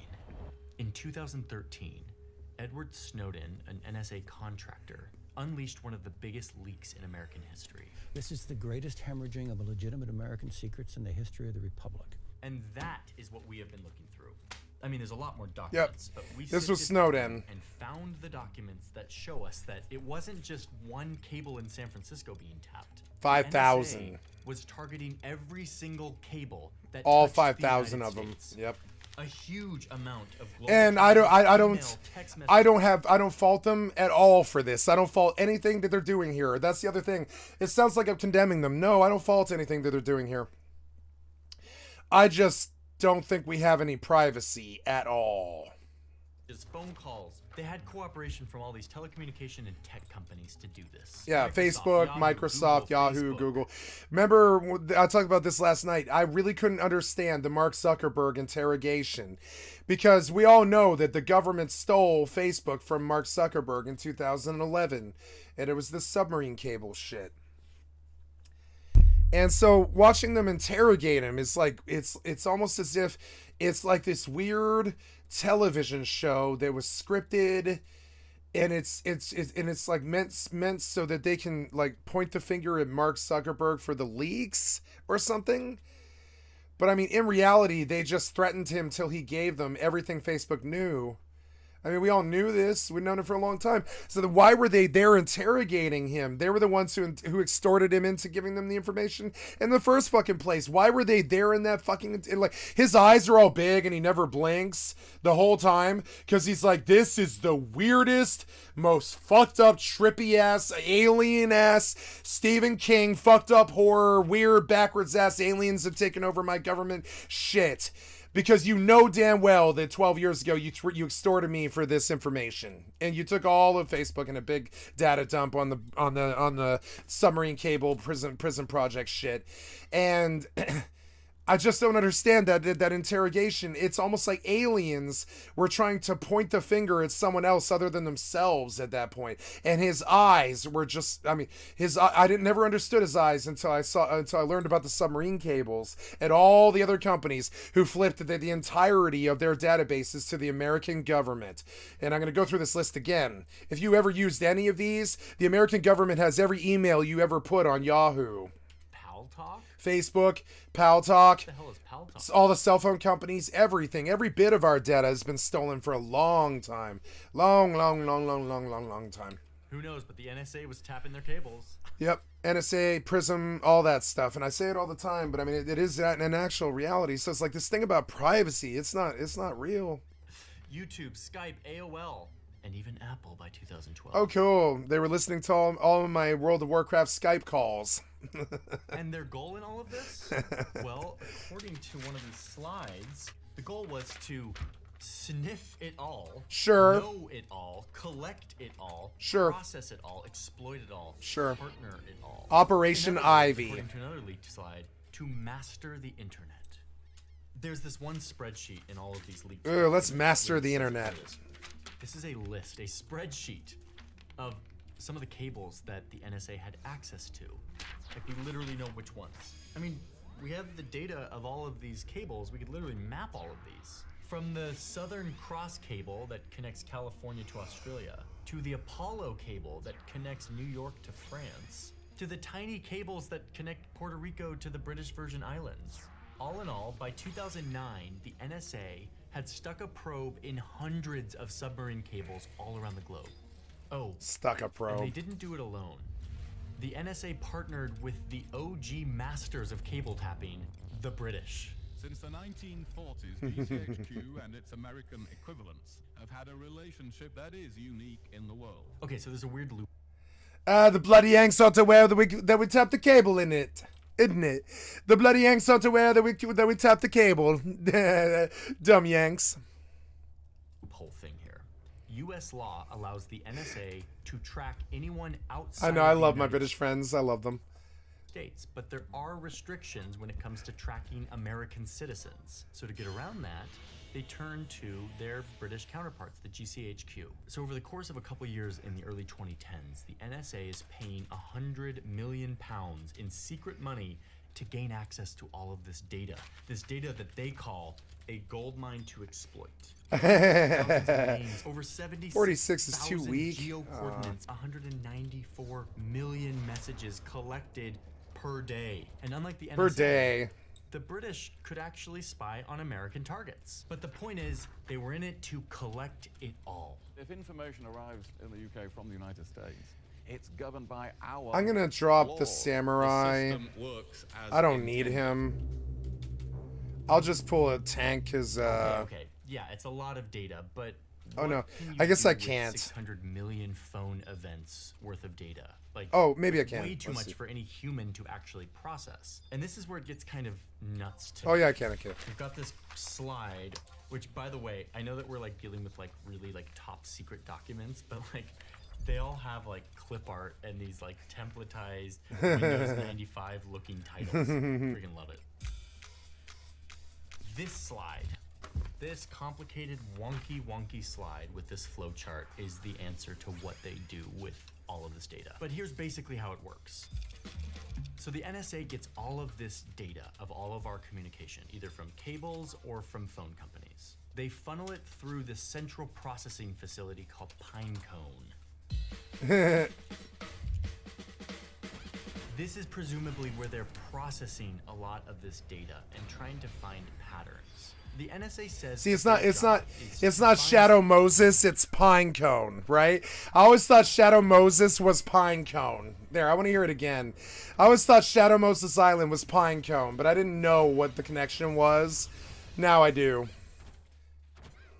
Central processing facility called Pinecone. Pinecone, right? Is Shadow Moses Island, and it's where the big Metal Gear Solid fight that happens that'll suss out the world, essentially. I think Kojima's a very smart man in some ways. I've always thought it. I always thought Shadow Moses Island is kind of what he's talking about, Pinecone. It's like the nexus of the stolen information for the entire apparatus of all the world governments and shit. And it's where all the big video game battles usually take place. It's actually kind of funny. This mythological shit is actually really archetypal and very funny. It's all hardcore Henry in the end. It's actually very funny. They're all living out this hardcore Henry reality where they've been abducted by aliens and now their girlfriend's been stolen. And are you a badass enough dude to Metal Gear Solid the president's daughter? Really hard. This is presumably where they're processing a lot of this data and trying to there's a movie about this. There really was. It was called Escape from New York. It's pretty much like the core of a lot of all of this. Like, eventually New York becomes like Pinecone, essentially. And so they just wall everybody out. They put a big wall around New York. And they're like, anybody who isn't like basically a New Yorker or rich can just go fuck themselves. And that's how we got Snake Plissken, which was, originally played by Kurt Russell, right? And it's like the greatest movie ever made. It was like the movie that birthed video games in a way. It was John Carpenter at his best, and like between that movie, Escape from New York, and another movie that he did, They Live, you have pretty much all of modern shooters and most of video games, if it's not RPGs. If it's sci-fi or space military or any of that stuff, it's all basically based off of Escape from New York, which makes Escape from New York to me almost technically the best movie ever made. But it's a crappy, like, sort of machismo, action flick from the 80s. But the concepts in it were like stellar, because it gives you an idea what they might do in the end. It's actually a very good theoretical movie because it's all sort of theoretical. But they're just like, what if New York were to throw a big wall around them and keep all the poor people out, and all the poor people eventually just start killing each other, and you have like a zombie apocalypse outside the wall, and then the president's chopper crashes and they're all trapped inside New York now. I'm sorry, they make a wall and they trap everybody in New York, and all the rich people leave New York and all the poor people are stuck in New York. I said it wrong. And then the president's daughter, or the president or something, Air Force One crashes in the middle of New York. And so Snake Plissken, which is Snake, Metal Gear Solid Snake, or anything Kojima's ever done, goes up into New York to find out what happens to the president, because they put a bomb in his neck that'll blow up if he doesn't go find the fucking president. And then a bunch of crazy 80s action zombie stuff, not zombie, but zombie movie type violence occurs, and there's a lot of guns and crazy shit and a lot of crazy sort of like Fallout sort of apocalypse stuff happens inside the city of New York. And pretty much most modern games from like the 1983 until 96 pretty much stole every trope that they could get from Escape from New York. So if you're a good gamer, you've seen Escape from New York, because if you didn't know where all these video game tropes come from, that's it. NSA says that their job is... So I always thought of Shadow Moses Island as essentially Escape from New York, and like that's the place, then that's Pinecone, where all of the world's submarine cables like meet, right? And that's where the world's end battle between the angels and the devils are fought. It's like this human lexicon mythology kind of. It's very weird. This weird shit. We're not that far from like Johnny Quest or whatever. Johnny Quest or whatever. We're not that far from it. Like, it's kind of crazy. We're sort of a G.I. Joe culture. We do have some of our foot on the moon.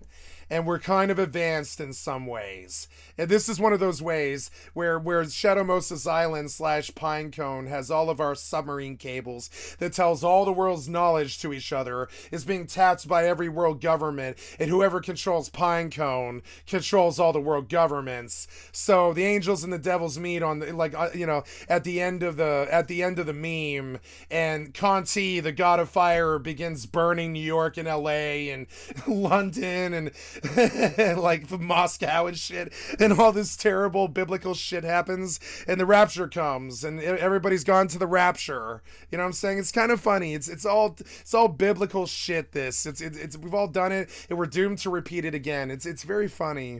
To find suspected terrorists or other people who want to do harm to national security. And to do this, video games are basically an exercise in understanding that this shit is going on, kind of, and then training you how to deal with the situations should they arise, which is like gunplay, flying jets, driving boats, shooting each other, shooting animals, spearing each other, flying spaceships and stuff. We don't know what we might have to do. But that might be it. Thank you so much for the follow. I appreciate it. Man, every time the goddamn Streamlabs crash, the stupid ass alert box comes back. So annoying. Bye. They use computers and algorithms to make links between suspected terrorists and their immediate network. Take the power away. The people they talk to, where they are. They say they only hold on to those records and they throw out everything else. We don't know if that's true, but let's just assume it is. And then that's a Fooly Cooley reference, by the way. Conti, the god of fire. Like, there's this hilarious scene in Fooly Cooley where his girlfriend starts describing the video game that she's addicted to, and she's like, Conti, he's the god of fire. He's this volcanic demon that comes to the earth and starts burning all of the cities, and the angels and the demons begin fighting, and he starts burning everything, and you must stop Conti, the god of fire, or whatever it is. And I always thought that was so hilarious, because it's kind of funny. It sort of fits the Japanese view of like the spiritual and the ghost world kind of a little bit. It's kind of funny. It actually does fit a little bit. It like, man, because that's kind of how I feel about a lot of this. Oh, I have to go back. No, don't make me go back. I don't want to go back. Don't make me go back, dude. I'm completely fucking full. What is with MMORPGs and fucking storage, man? Man... Fine, I'll go home. Fucking storage issues in every single fucking game that I play. Drives me fucking crazy. Stupid ass fucking, like, billionaire software despots implying their fucking restrictions on my inventory management. It's my computer and my bits and my storage on my client. What the fuck do you care how much I store, Bethesda or Square Enix? I mean, it's your server, so I get it. But I mean, come on, man. 140 items? That's not that good in an MMO. You might get 140 items after you kill like 20 mobs. That's not that good in an MMO. It is still not good now, and it's better than it's ever been, but it still sucks. It still sucks so bad. Every game that I play, inventory management issues. It's theft. It's theft of service. It's so annoying. It takes up so much of my fucking time. It's like,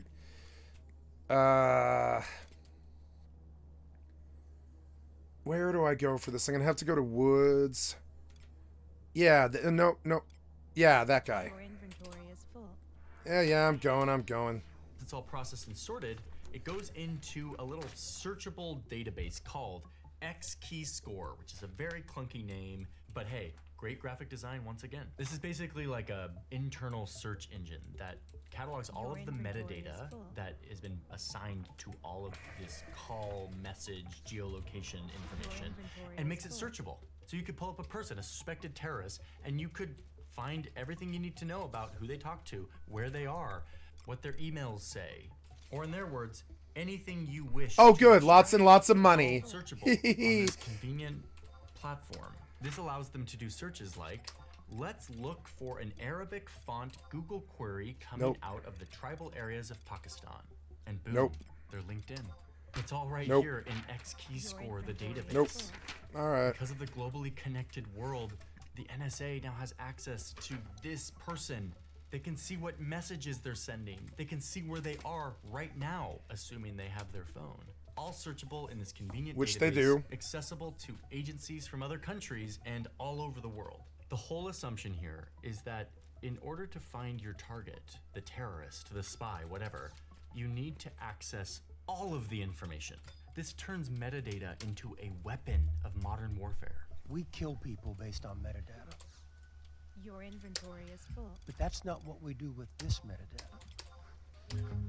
This revelation, all of these documents, this whole Snowden drama, was a big deal for a lot of reasons. One of the things it did is it made the location of cables really important. Most of the cables were going through the United States. But after this leak, countries started to look for alternative routes that bypassed the United States. Like this one that connects Brazil to South Africa and then goes on to Asia. So over the last decade since these leaks, the US has become less and less the epicenter of cable connection.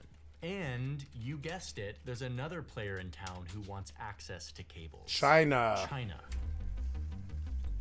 China is rapidly building out their worldwide network of cables. And they're doing this through Chinese state-owned companies like Huawei. And this is adding yet another front in this emerging Cold War tension between great powers that want to lead the global system. It turns out that controlling and spying on cables is a requirement for global leadership in 2023. Who knew? But unlike the US, who purports to protect privacy and civil liberties, but secretly violates them, China doesn't even pretend. China has built a society off of mass surveillance and control of information. Like, here's actual footage of how China tracks the movement of its population through visual recognition, through cataloging every face, every car. Information is power in this day and age. And just a couple years ago, the US formed a new special unit with intelligence and regulation officials. It's a group called Team Telecom, and their job is to assess any new projects, any new cables, and make sure that they aren't going to threaten or weaken US interests. For example, there was this one cable that was supposed to connect LA to Hong Kong. It was being built by like Google and Facebook, and they were like into the project, hundreds of millions of dollars into the project, and this Team Telecoms shut it down. Too risky. We can't have our fiber optic cables going to China lest they spy on us. This is making the map look really weird. You used to only have to have like one major set of cables connecting countries, but now you're starting to see duplicates. The Chinese lines and the American lines, each building out their own network, not connecting to each other. It's like the perfect symbol of the tension that is rising between these two superpowers, the bifurcated world that we're moving into. China is connecting these small remote islands, laying down cables, and these islanders are happy to have fast internet, even if it comes from China and is probably being tapped. The continent of Africa, the US and China are both laying down competing lines. The countries caught in the middle of this understand what's going on. Two aspiring hegemons vying for power, each involved in spying and sucking up information in their own way. But I guess it's worth it because it means faster internet. It means connection to the world. Russia is even trying to get in on this with their aptly named Polar Express cable. And even though the old school tapping into cables in the middle of the ocean to spy on your neighbor is kind of outdated now, there's some evidence that Russia might be still doing this. They've got this one ship called the Yantar. Oh no, it's those things are surface too ship that low. is generally understood to be a spy vessel, and it's been spotted on the surface. Yeah, above I think I want to go where down we know south. submarine cables are, near Way Ireland or south. Syria. Some think that they're just tapping into To a spot that I used to go to, the Oasis of Hubal. But even if Yeah, they're we'll not go tapping way into it, over their there. presence above the cable What's the is Asadarius? kind of a He's threat. They could cut this he's cable too in a weak. moment. This The might be US, too who low is for very me good at now. submarines, has its own spy vessels, the most secretive one being the USS Jimmy Carter. And we have no idea what it's up to. Security experts speculate that it's Shit, probably yeah, I'm too weak. No, I must go to a Kutal. lot of people in the industry are like, I'll go to "No, Kutal. that's That'll like be fun. so old days. Kutal is Why great. bother? It's so much easier to just tap into them on land. You get way more data and you don't have to go to the bottom of the ocean. Meanwhile, the private companies in charge of these cables have started to up their own defenses. I'll just They're go taking all to these extra Kutal. precautions, I'll walk the these, like submarine drones that just damn it, I spend can't get my pause button to work sometimes. It's so annoying. So I will do the path of Kutal all the way to Cape Torigan, and I will get the crystal, or I mean the book at Kutal and Torigan, and I will kill crabs and worms and desert things, and like fish, worms, stuff like that, raptors. Yeah, and then hopefully, I mean, I'm not here very long, but I would like the book at Cape Torigan, because Cape Torigan, because Cape Torigan and Valley of Sorrows are like my favorite zones, but I never really go there. And one of the nice things about the trusts is I happen to know that if there's wind weather in if there's wind weather in Cape Torigan, you can get a named mob called, I can't remember the name, but I can go dig it out of the zone. And that guy drops like the second best dagger pre-75. The other one is in Ottawa Chasm, off of a horrible course, which is a nasty undead like knight, and they're fat, but they're like knights. They're like huge, and they hurt, and they curse you, and they're like all kinds of nasty undead. And course in Ottawa Chasm is another route that I could go right now, but I'd rather sit in Cape Torigan because it's a much brighter, like happier zone than Ottawa Chasm or than Kutal Tunnel. And what I care about most is like the brightness in the background, kind of like, because it's like a happy vibe. It's a very saturated game when you're outside, and that's what I'm seeking. It's like literally a vibe, because it really doesn't matter where I level at. All I need is a level and a half. Here's a grounds tome, so I'm actually in the correct place right now, definitely. So we'll go, yeah, we'll kill crabs and lizards. Those mofos are gonna link, and I'm gonna need the groundstone bonuses for this, because these things are gonna link and hurt me. So we're gonna do field support. I've got a lot of tabs here. We're gonna do regen. I don't know, on private servers you can't stack regen, but I believe on retail there's no such buggy code. So I believe your food, I'm fairly sure the food regen will not compete with Miley Aliapose. So I gotta call my trust. Miley Aliapose regens, because she'll cast regen 3, I think, at this point, up at like 56 or something like that. Regen 3 is such a good fucking spell. You're ticking for like 15 health a tick, and it's so strong. After like 5 seconds you got 100 health or something. It's like very, very strong way to stop incoming damage. There's like two ways to stop there's like three ways to stop incoming damage. You can run Afflatus Solitus and run like a Divine Seal, Cure 5, Cure 6, and run a big shield that way. You can do Scholar, Geomancer kind of stuff. You can do Scholar White Mage or White Mage Scholar. And White Mage is the usual way to do it. And then you run Regen 3, and then you start running Cure 5s. You run the Cure 6 to save them. You run Regen 3, and then you start running Cure 5s and Cure 4s and Cure 3s as their health bar starts getting back to normal. And so Regen 3, if you can get naturally from a trust, and I believe she is a... Oh, I don't know. I think she's actually, yeah, she's a white mage. She's a strong Eastern Arabian white mage named Miley Aliapose. She's an Arabian kitty. Think like, she's like a Khajiit white mage, right? So she does have Regen 3 and Raise 3 and Re-Raise 3 and all these other things. And notice the link here is just murder, and I don't think I got all of the support that I need. I'm gonna eat like a squid sushi here.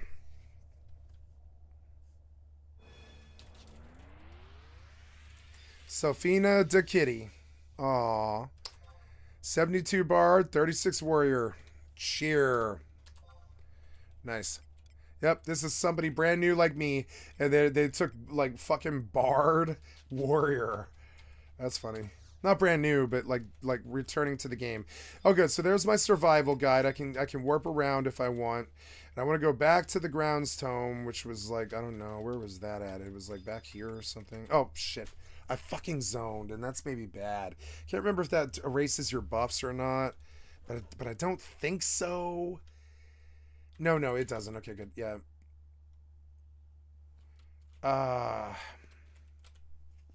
I feel like I can do my best Final Fantasy work at night after I entertain the prime time. And I think I'm going to change the structure of the stream to start running like just chatting from like 7 p.m. until 3 in the morning. And then at 3 in the morning, I will begin to do Final Fantasy 11 EVE Online. And Overwatch 2 and all the games in my rotation, Fallout 76. You know, I haven't played ESO in a while, and I've been kind of thinking about that a lot, but I don't know. I heard Lotro did something very interesting. They added difficulty levels to the entire game, and you can raise the difficulty super high, and that might give me enough incentive to do Lotro in a real way, and I might return to Lotro for a couple of days just to see what higher difficulty level Lotro on a hunter looks like. Because I think that might be secretly super fun. And believe it or not, in funny, weird, fugly ways, Lotro can be a truly beautiful fucking game. Even though it's 20 years old, it sometimes can be this wonderfully beautiful game. And I've never really ever fully done the Road to Mordor. And I think it might be time. I don't know. I don't think I'll spend a long time there, but I think I might take a look. So, right, my prowess is, right? I have not got anything yet, but I'm going to kill crabs, and I'm going to kill lizards, and I'm going to read about field support. I want the protect is already on me, but I want the, oh, this isn't good. Oh my god. Hello? Wait, what in the who now? Okay, so I did not order a pizza. You need to tell this person it was a prank call, or I'll do it. Do you want me to do it? This is a prank call, yeah.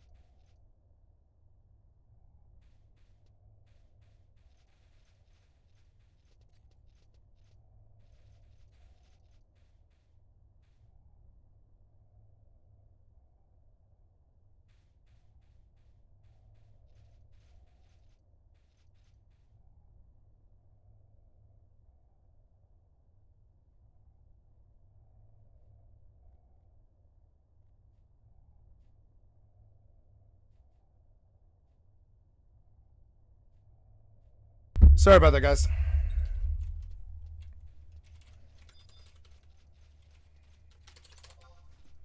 Okay, so now we're getting back to work here. Got the tank out.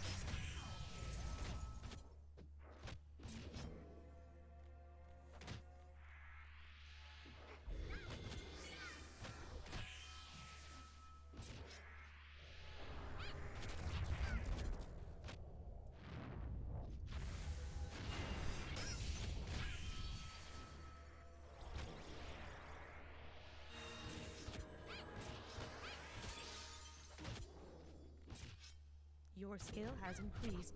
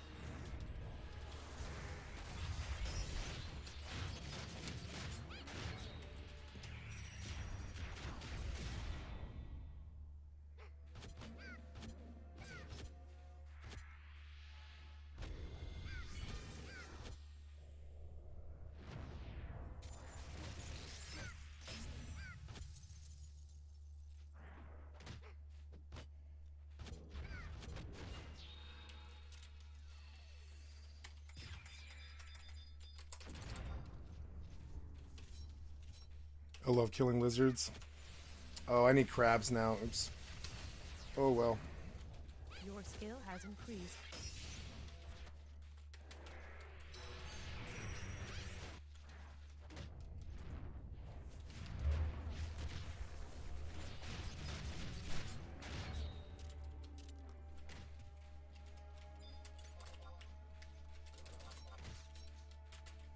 Your skill has increased.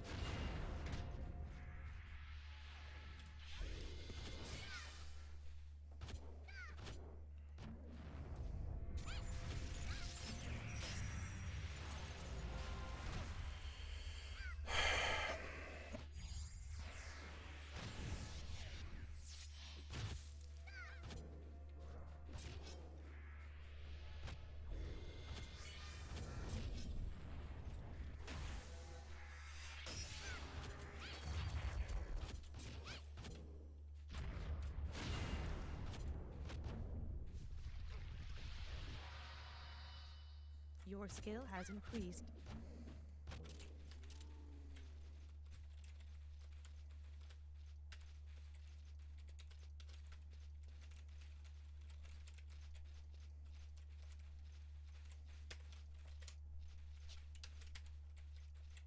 Oh, I'll start the video, sorry. Their time tracing along the bottom of the ocean, babysitting these cables, and making sure that there's no damage or tampering going on.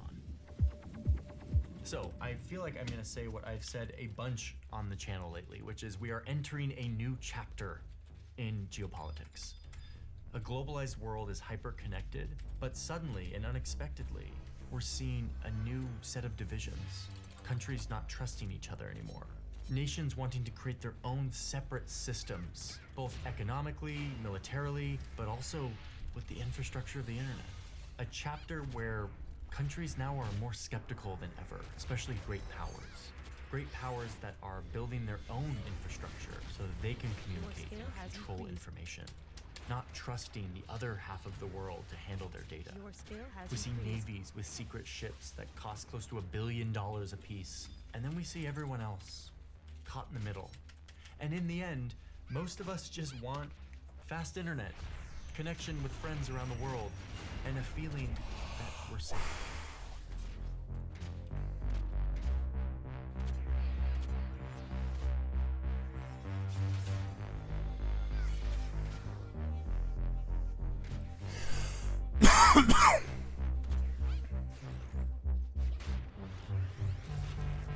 Alright, thanks for watching today's video. Just a little nugget here. We did this video because we did the deep dive on submarines a few months ago. I don't know if anyone saw that, but it was in that reporting that we came across the spying element of all of this. And I remember I asked all of you, do you want me to do this video? And you all said yes. I got like so many comments that were I don't yes. know. And so we did it. And that is one thing I love about YouTube and being an independent journalist on YouTube, is that I get to just ask you, like I'm talking to you and be like, hey, do you want this? And you're like, yes. And I go, okay, and I make it. And there's no like corporate middleman who decides what we make.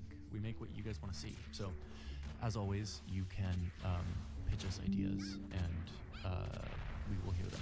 For those who want to support more fully in our kind of more intimate community, we have a Patreon called The Newsroom. The Newsroom is a place where you can support what we do here, but you also get in on a few benefits, including an extra behind the scenes video every month where you get to see all of the people and the processes and the shenanigans that happen here in the studio. We have a big team, and you get to meet them if you are a member of the Newsroom. You get access to my scripts, you get access to Tom Fox music, but really, you get access to the warm, fuzzy feeling that you're supporting a YouTube channel that is trying to make rigorous journalism in a time where facts and truth are kind of eroding. So, if that floats your boat, we would love your support. We also have LUTs and presets, which are like the thing we use to color our videos and our photos. You could buy those and they help support the channel. We have a poster that I designed. I'm super into map projections, like all the different ways you can show a map shape, and I made a beautiful poster that has it. If you have that poster, I think a lot of you have purchased that poster. We actually sold out and we're reprinting a new batch, so they should be in there. Don't quote me on that because they could be sold out again. But anyway, if you have that poster, like tag me or something. I want to see what it looks like out in the wild. Like I looked at it on a screen for months and now I have some here, but I don't know what it looks like out in the wild. So share it with me. I think that's it. Anyway, that's all I've got. Thank you all for being here, and I'll see you in the next video. Bye-bye. For though the call through the cable will be from many nations in many tongues, the cable itself speaks a single language to all. That is the language of friendship and cooperation between the men and women of France, West Germany, England, and the United States, who conceived and brought to completion the cable to the continent.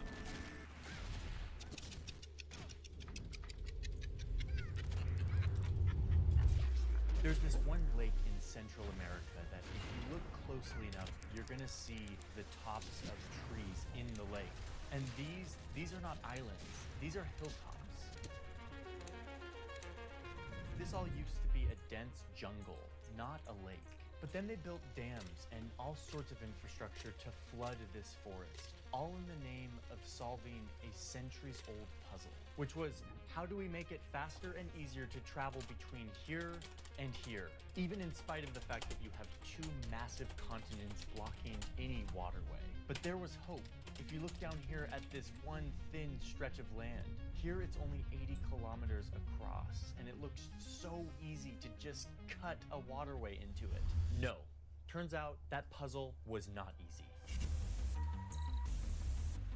This little 80-kilometer strip of land proved to be really hard to cut through. But as long as international trade continued to grow, there continued to be great powers looking for new waterways to shorten their routes and to increase their power. for whoever controls the water has the power. And these great powers always focused on this narrow stretch of land, from the Spanish in the 14th century to the Scottish in the 15th. But then the most earnest and serious attempt was in 1880, when this guy, a French engineer, Ferdinand de Lesseps, shows up and is like, hey, I got this. He had just completed another big world-changing canal over here. He was feeling very confident, and he's like, yep, I'm your guy. Let's build another canal. It'll be easy. We'll just dig down to sea level and reroute the river like we did in Egypt for the Suez Canal, and it'll be great, and I'll be famous. But listen, de Lesseps, Egypt is a flat desert, and Panama is not.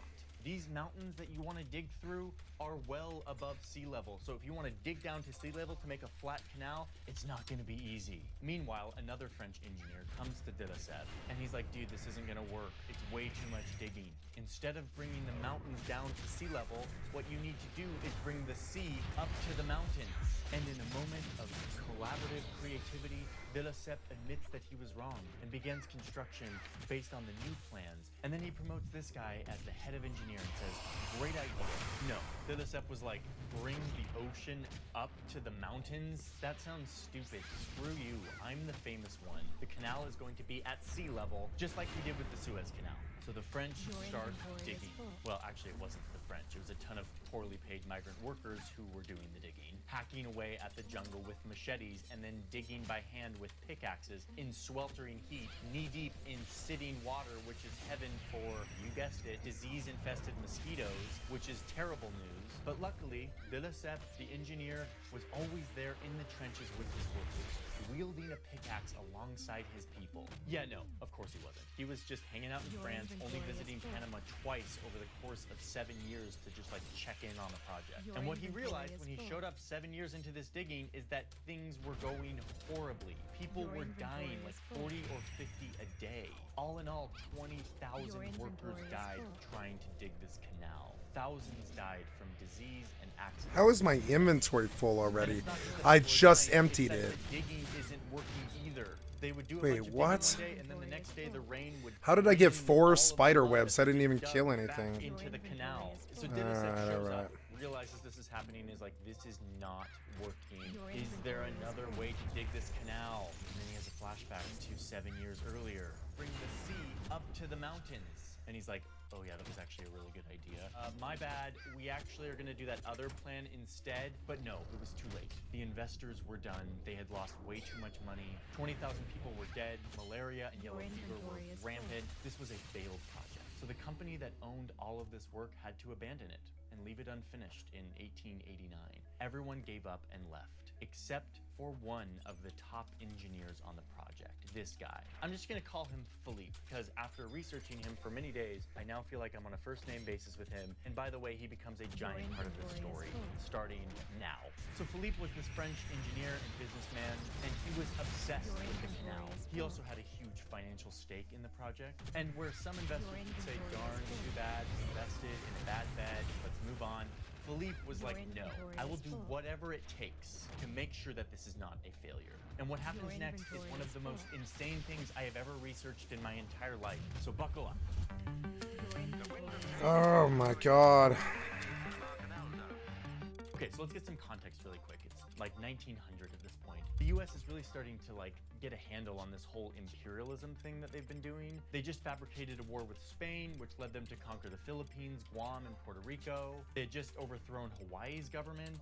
They annexed Wake Island and American Samoa. They're like, dude, this overseas empire thing is kind of working out for us. The president at the time was Teddy Roosevelt, in previous episodes. And Teddy is looking around this region that the US is increasingly taking over, and he sees an opportunity to dramatically increase the naval power of the United States if they could just unite the Atlantic and the Pacific. It's time to build a canal, says Teddy. So of course they looked somewhere in Central America. And the original plan that the US wanted to pursue was to build a canal not in Panama, but here in Nicaragua. It wasn't the shortest shortest stretch of land in this area, but there was a huge lake here which would cut down on the digging, and it just made a lot of sense. So they started doing surveys and making plans to build a canal in Nicaragua. Meanwhile, Philippe, the Frenchman, is still down here at his failed project, and he's seen the US become interested in the canal, and he's like, this is my moment of vindication. So he goes to the US Congress, and he's like, hey guys, I know you're looking at Nicaragua,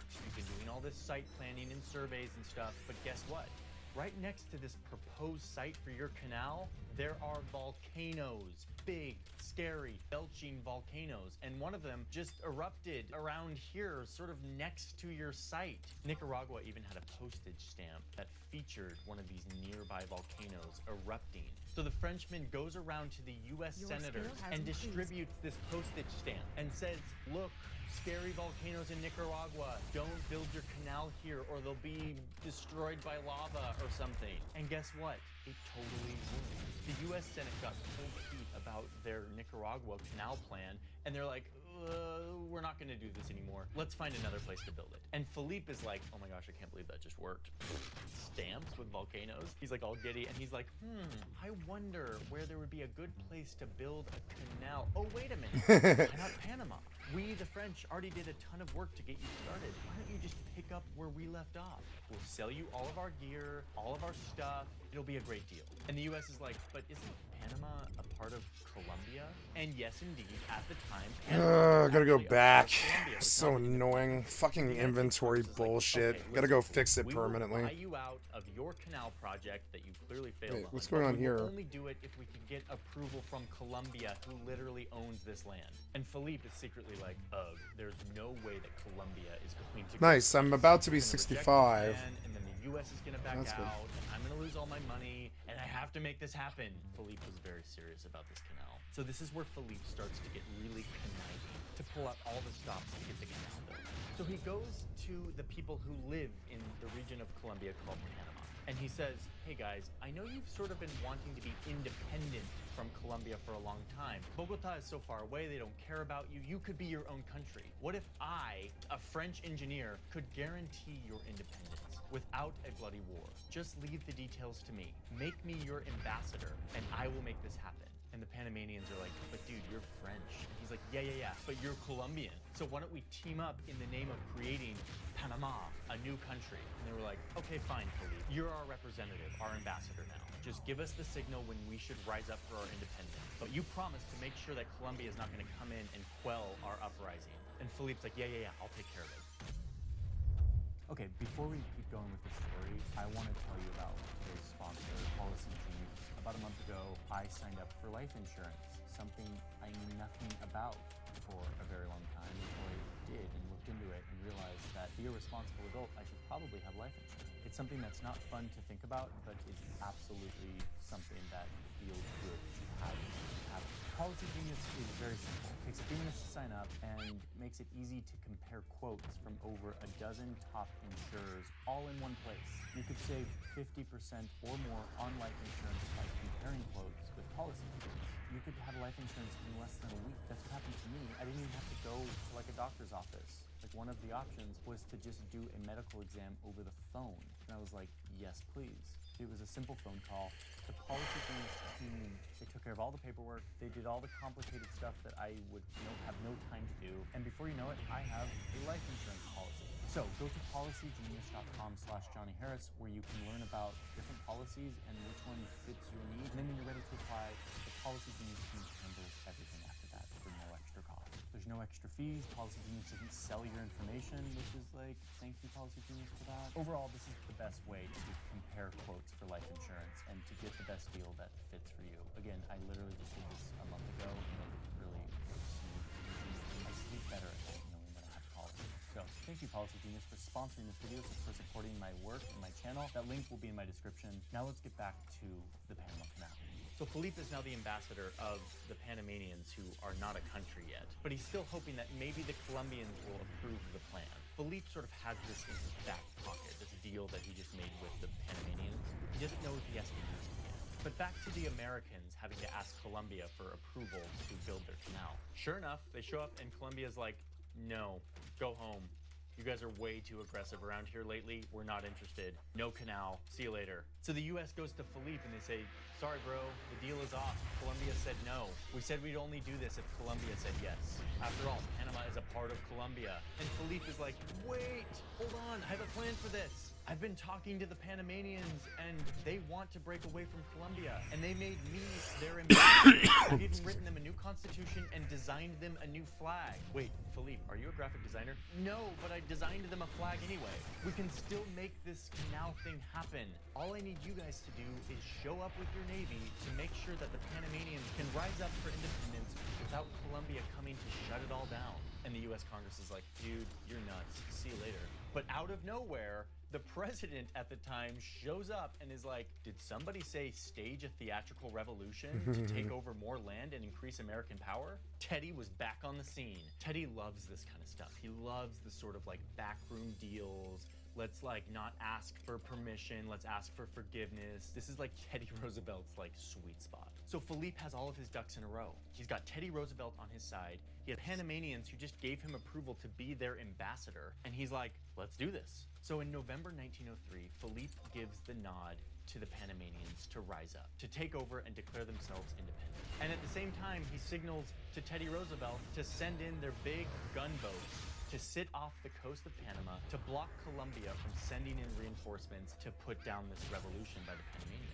And so Colombia's like, oh, fine, take it. F you, America. You guys played real dirty there, okay? You know that? That was not cool. So just as Philippe orchestrated, Panama declares independence. And Philippe is the ambassador. The US is the first to recognize them as a new country. And Teddy Roosevelt's like, that was thrilling.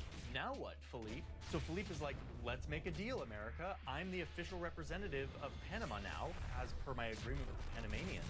So let's write a treaty on behalf of Panama. So he travels to the United States and starts working on a treaty between the United States and Panama that would give the USA the rights and sovereignty over this strip of land to build a canal. I mean, this series of events is insane. France fails to build a canal, so one French dude, an engineer, tries to redeem the whole thing by convincing the US to change the location of their canal, and then creates a revolution and convinces the US to help back that revolution so that he, a Frenchman, can be the ambassador of the newly created country of Panama and make a deal with the US. Whoa, Philippe. He was like the one-man band lobbyist who somehow like finagled this whole situation. So Philippe and the Secretary of State of the United States draw up this treaty, gives the US total control over this strip of land for them to build their canal. No Panamanians were in the room when they drafted this treaty. They gave no approval of this. This treaty was between the US and Panama, but really it was between the US and Philippe, the French engineer. So now the US military shows up to Panama to like claim this land that they now see as theirs. The Panamanians are like, dude, WTF, what are you doing here? And the US is like, oh, you signed a treaty with us giving us all this land. And Panama's like, no, we didn't. And then they're like, oh, wait, light bulb. Philippe. That's why he wanted to be our ambassador. I get it. Man, we got played by Philippe. And they totally did. So now the US is setting up shop in Panama to start digging their canal.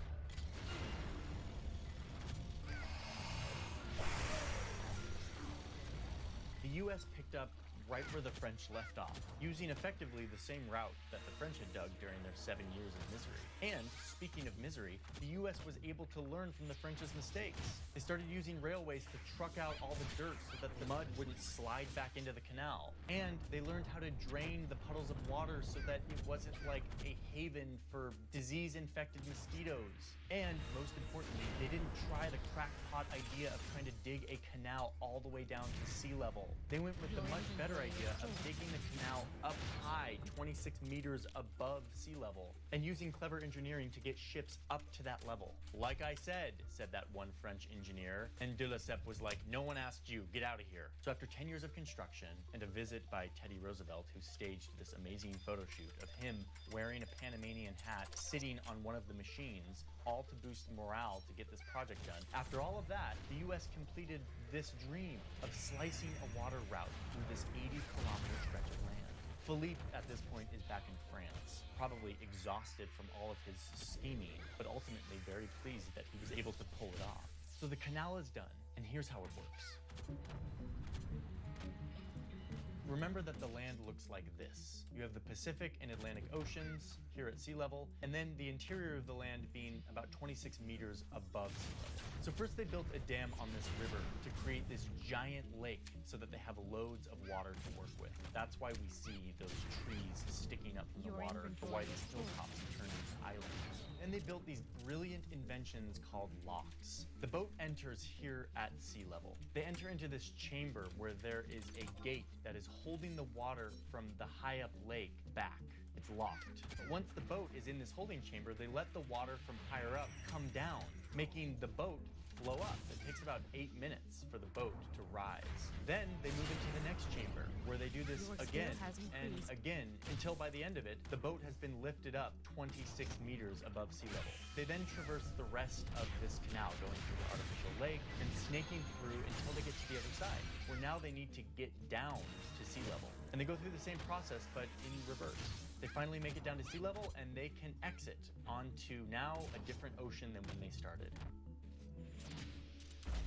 It's honestly an engineering marvel, and it reshaped the global economic landscape, making it easier and safer to move goods and people around the world. And yeah, the US was very serious about controlling this little strip of land, this choke point that they had built. If you look at a map from the early or mid-1900s, you're going to see that the Panama Canal Zone was always marked as a sovereign part of the US. Controlling a choke point like this gives you a strong strategic advantage, and the US knew that. But the world would finally decide that big powers shouldn't actually be able to swoop in and take over whatever land they want. The wind of change is blowing half a gale in the Panama Canal Zone. Americans had to defend themselves as students and other rioters demanded an end of the 61-year-old Canal Zone Treaty with the United States. And the Panamanians in the 1960s finally had enough. And they're like, yeah, this land is actually ours. So in the 60s and 70s, the Panamanians rose up in protest against this US occupation of the canal. And through a series of treaties, they finally got it back, officially on the last day of the millennium, December 31st, 1999. Oh, I came the wrong way. Oh. That returned sovereignty. Damn it. And then Jimmy Carter gave a speech in Spanish. Oops.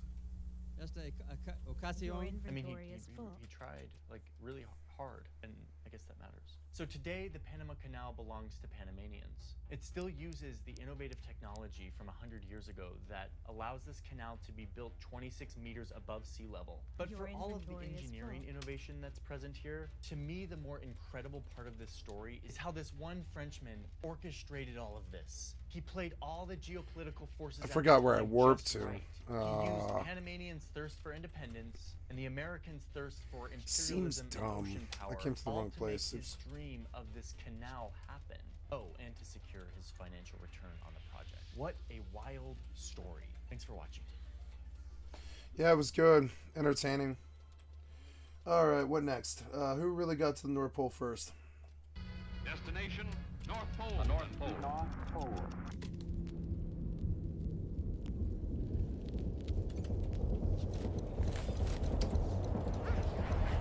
Your inventory is All right, Check shut out up. this newspaper article from 1913. Hope to solve Earth's final puzzle, Icy Crocker Island. And then you see this map of like the North Pole, and right next to it, the theoretical location of Crockerland. Crockerland. Continent that was supposed to be right next to the North Pole. This is the early 1900s. It's a time when the world map has been thoroughly explored and documented. There were just a few places that were still kind of blank. And this was one of them. The high north, an icy ocean that was incredibly difficult to get through.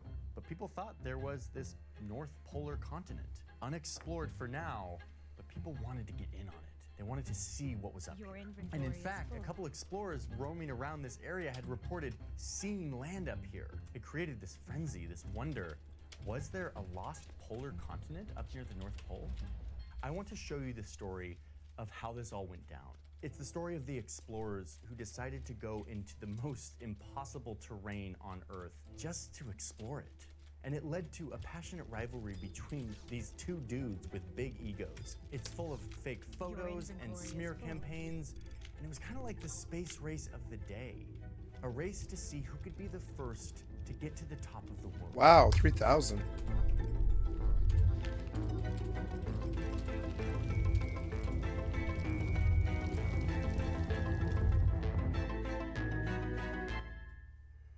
So let's get up to speed on what we're talking about here. The Arctic is kind of anything above this line, but we should ditch this map. This is the Mercator projection, which I kind of have thoughts on. Where the Mercator fails is its representation of size. It massively distorts everything in the north and south, and it's just not going to be good for this story. So we need a better map. Check out this map. This one's way better. Watch. This beautiful map I have had for a very long time, and I'm finally going to be able to use it. Ooh. Oh, it's beautiful. Look at that beauty. Oh my god, I want that map. This is just such a beautiful map. It's so beautiful. This is what we're going to use. Oh my god, he has maps. I think having maps is such a cool hobby. Probably so fucking expensive. Probably $200 each one or something. Oh my god. But yeah, I could see spending some streamer money on maps. Yeah. Yeah. Wait. Before we go on, I need to say thank you to today's sponsor. Fucking hipsters. I've said it before and I'm going to continue to say it. A massive famine of therapy. Get some therapy. Leave me alone. I've been in therapy for a few years. Oh, I have to go to my stupid Mog house. One thing I know is that finding a therapist is really hard. Like, it's a often very clunky process of like calling. I don't know. I could probably pull it down here for now for a minute. BetterHelp is a platform that solves this. With BetterHelp, you just take a quiz and then it pairs you up with a therapist in their giant network of like tens of thousands of licensed therapists that aren't confined to your geographic location, and you can communicate how you want, either through text message or a phone call or a video chat. You get to Now, choose why how that? you want to Oh. communicate with your therapist. Damn it, If stop your doing therapist that. isn't a good fit, you can change for free. Stop it. Which, if you've ever done Oh, that- traditional therapy stop it. before, that's Oh my god. much more difficult of a process. You can message Stop your that. therapist at Stop any that. time and schedule live Stop this. sessions when it is Stop this now. convenient for you. All of this Cease and allows desist. therapy to Stop be this more now. Stop it. accessible, more Oh my god. affordable, and Stop now. Stop financially now. paid for What are you them. doing? No, no. Stop that now. It is betterhelp.com. No, no. Clicking that link Stop. helps support this channel. It also gets you 10% off. Nope, for the nope, first month nope, of nope. BetterHelp, so you can try it out at a Okay, discount what? I mean, and hopefully see if it's a good fit for you. Thank you, BetterHelp. I don't know why you won't stop. Let's dive into this. Stop recording. insane Stop. story Oh, about no. the North Pole. Nope, nope, nope. Nope, nope. Okay. Nope, nope, the nope. North Pole, Nope, the nope, top nope. of the world. Reminder that this Exit. is just one giant Bye. ice. But the reason it looks like this is because it's Yeah. frozen. You can't just like sail through it. Fucking And yet many annoying. explorers Oh my god. Why is that set to Alt fucking Z? That is terrible. Let's go. No, no, no, no. where all the longitude lines come together. Why can't you click any of this? No, no, no. The top of the Earth. You know, the North Pole, where Santa lives. That's Or what we're whatever, talking about. yeah, That's like- what the explorers wanted to like get What? to. No, So, stop, attempts to reach an stop. arbitrary bit of ocean No, that's no. Super impractical and risky. Because it's there, dummy. We're human. God damn it, man. GeForce is so goddamn fail. I'm so sick of all this. Every single fucking piece of shit software failing. I'm so sick of it now. Please get a hold of yourself. Yeah, like, man, that was pretty fucking fail. Let's go kill GeForce entirely, maybe. Because, yeah.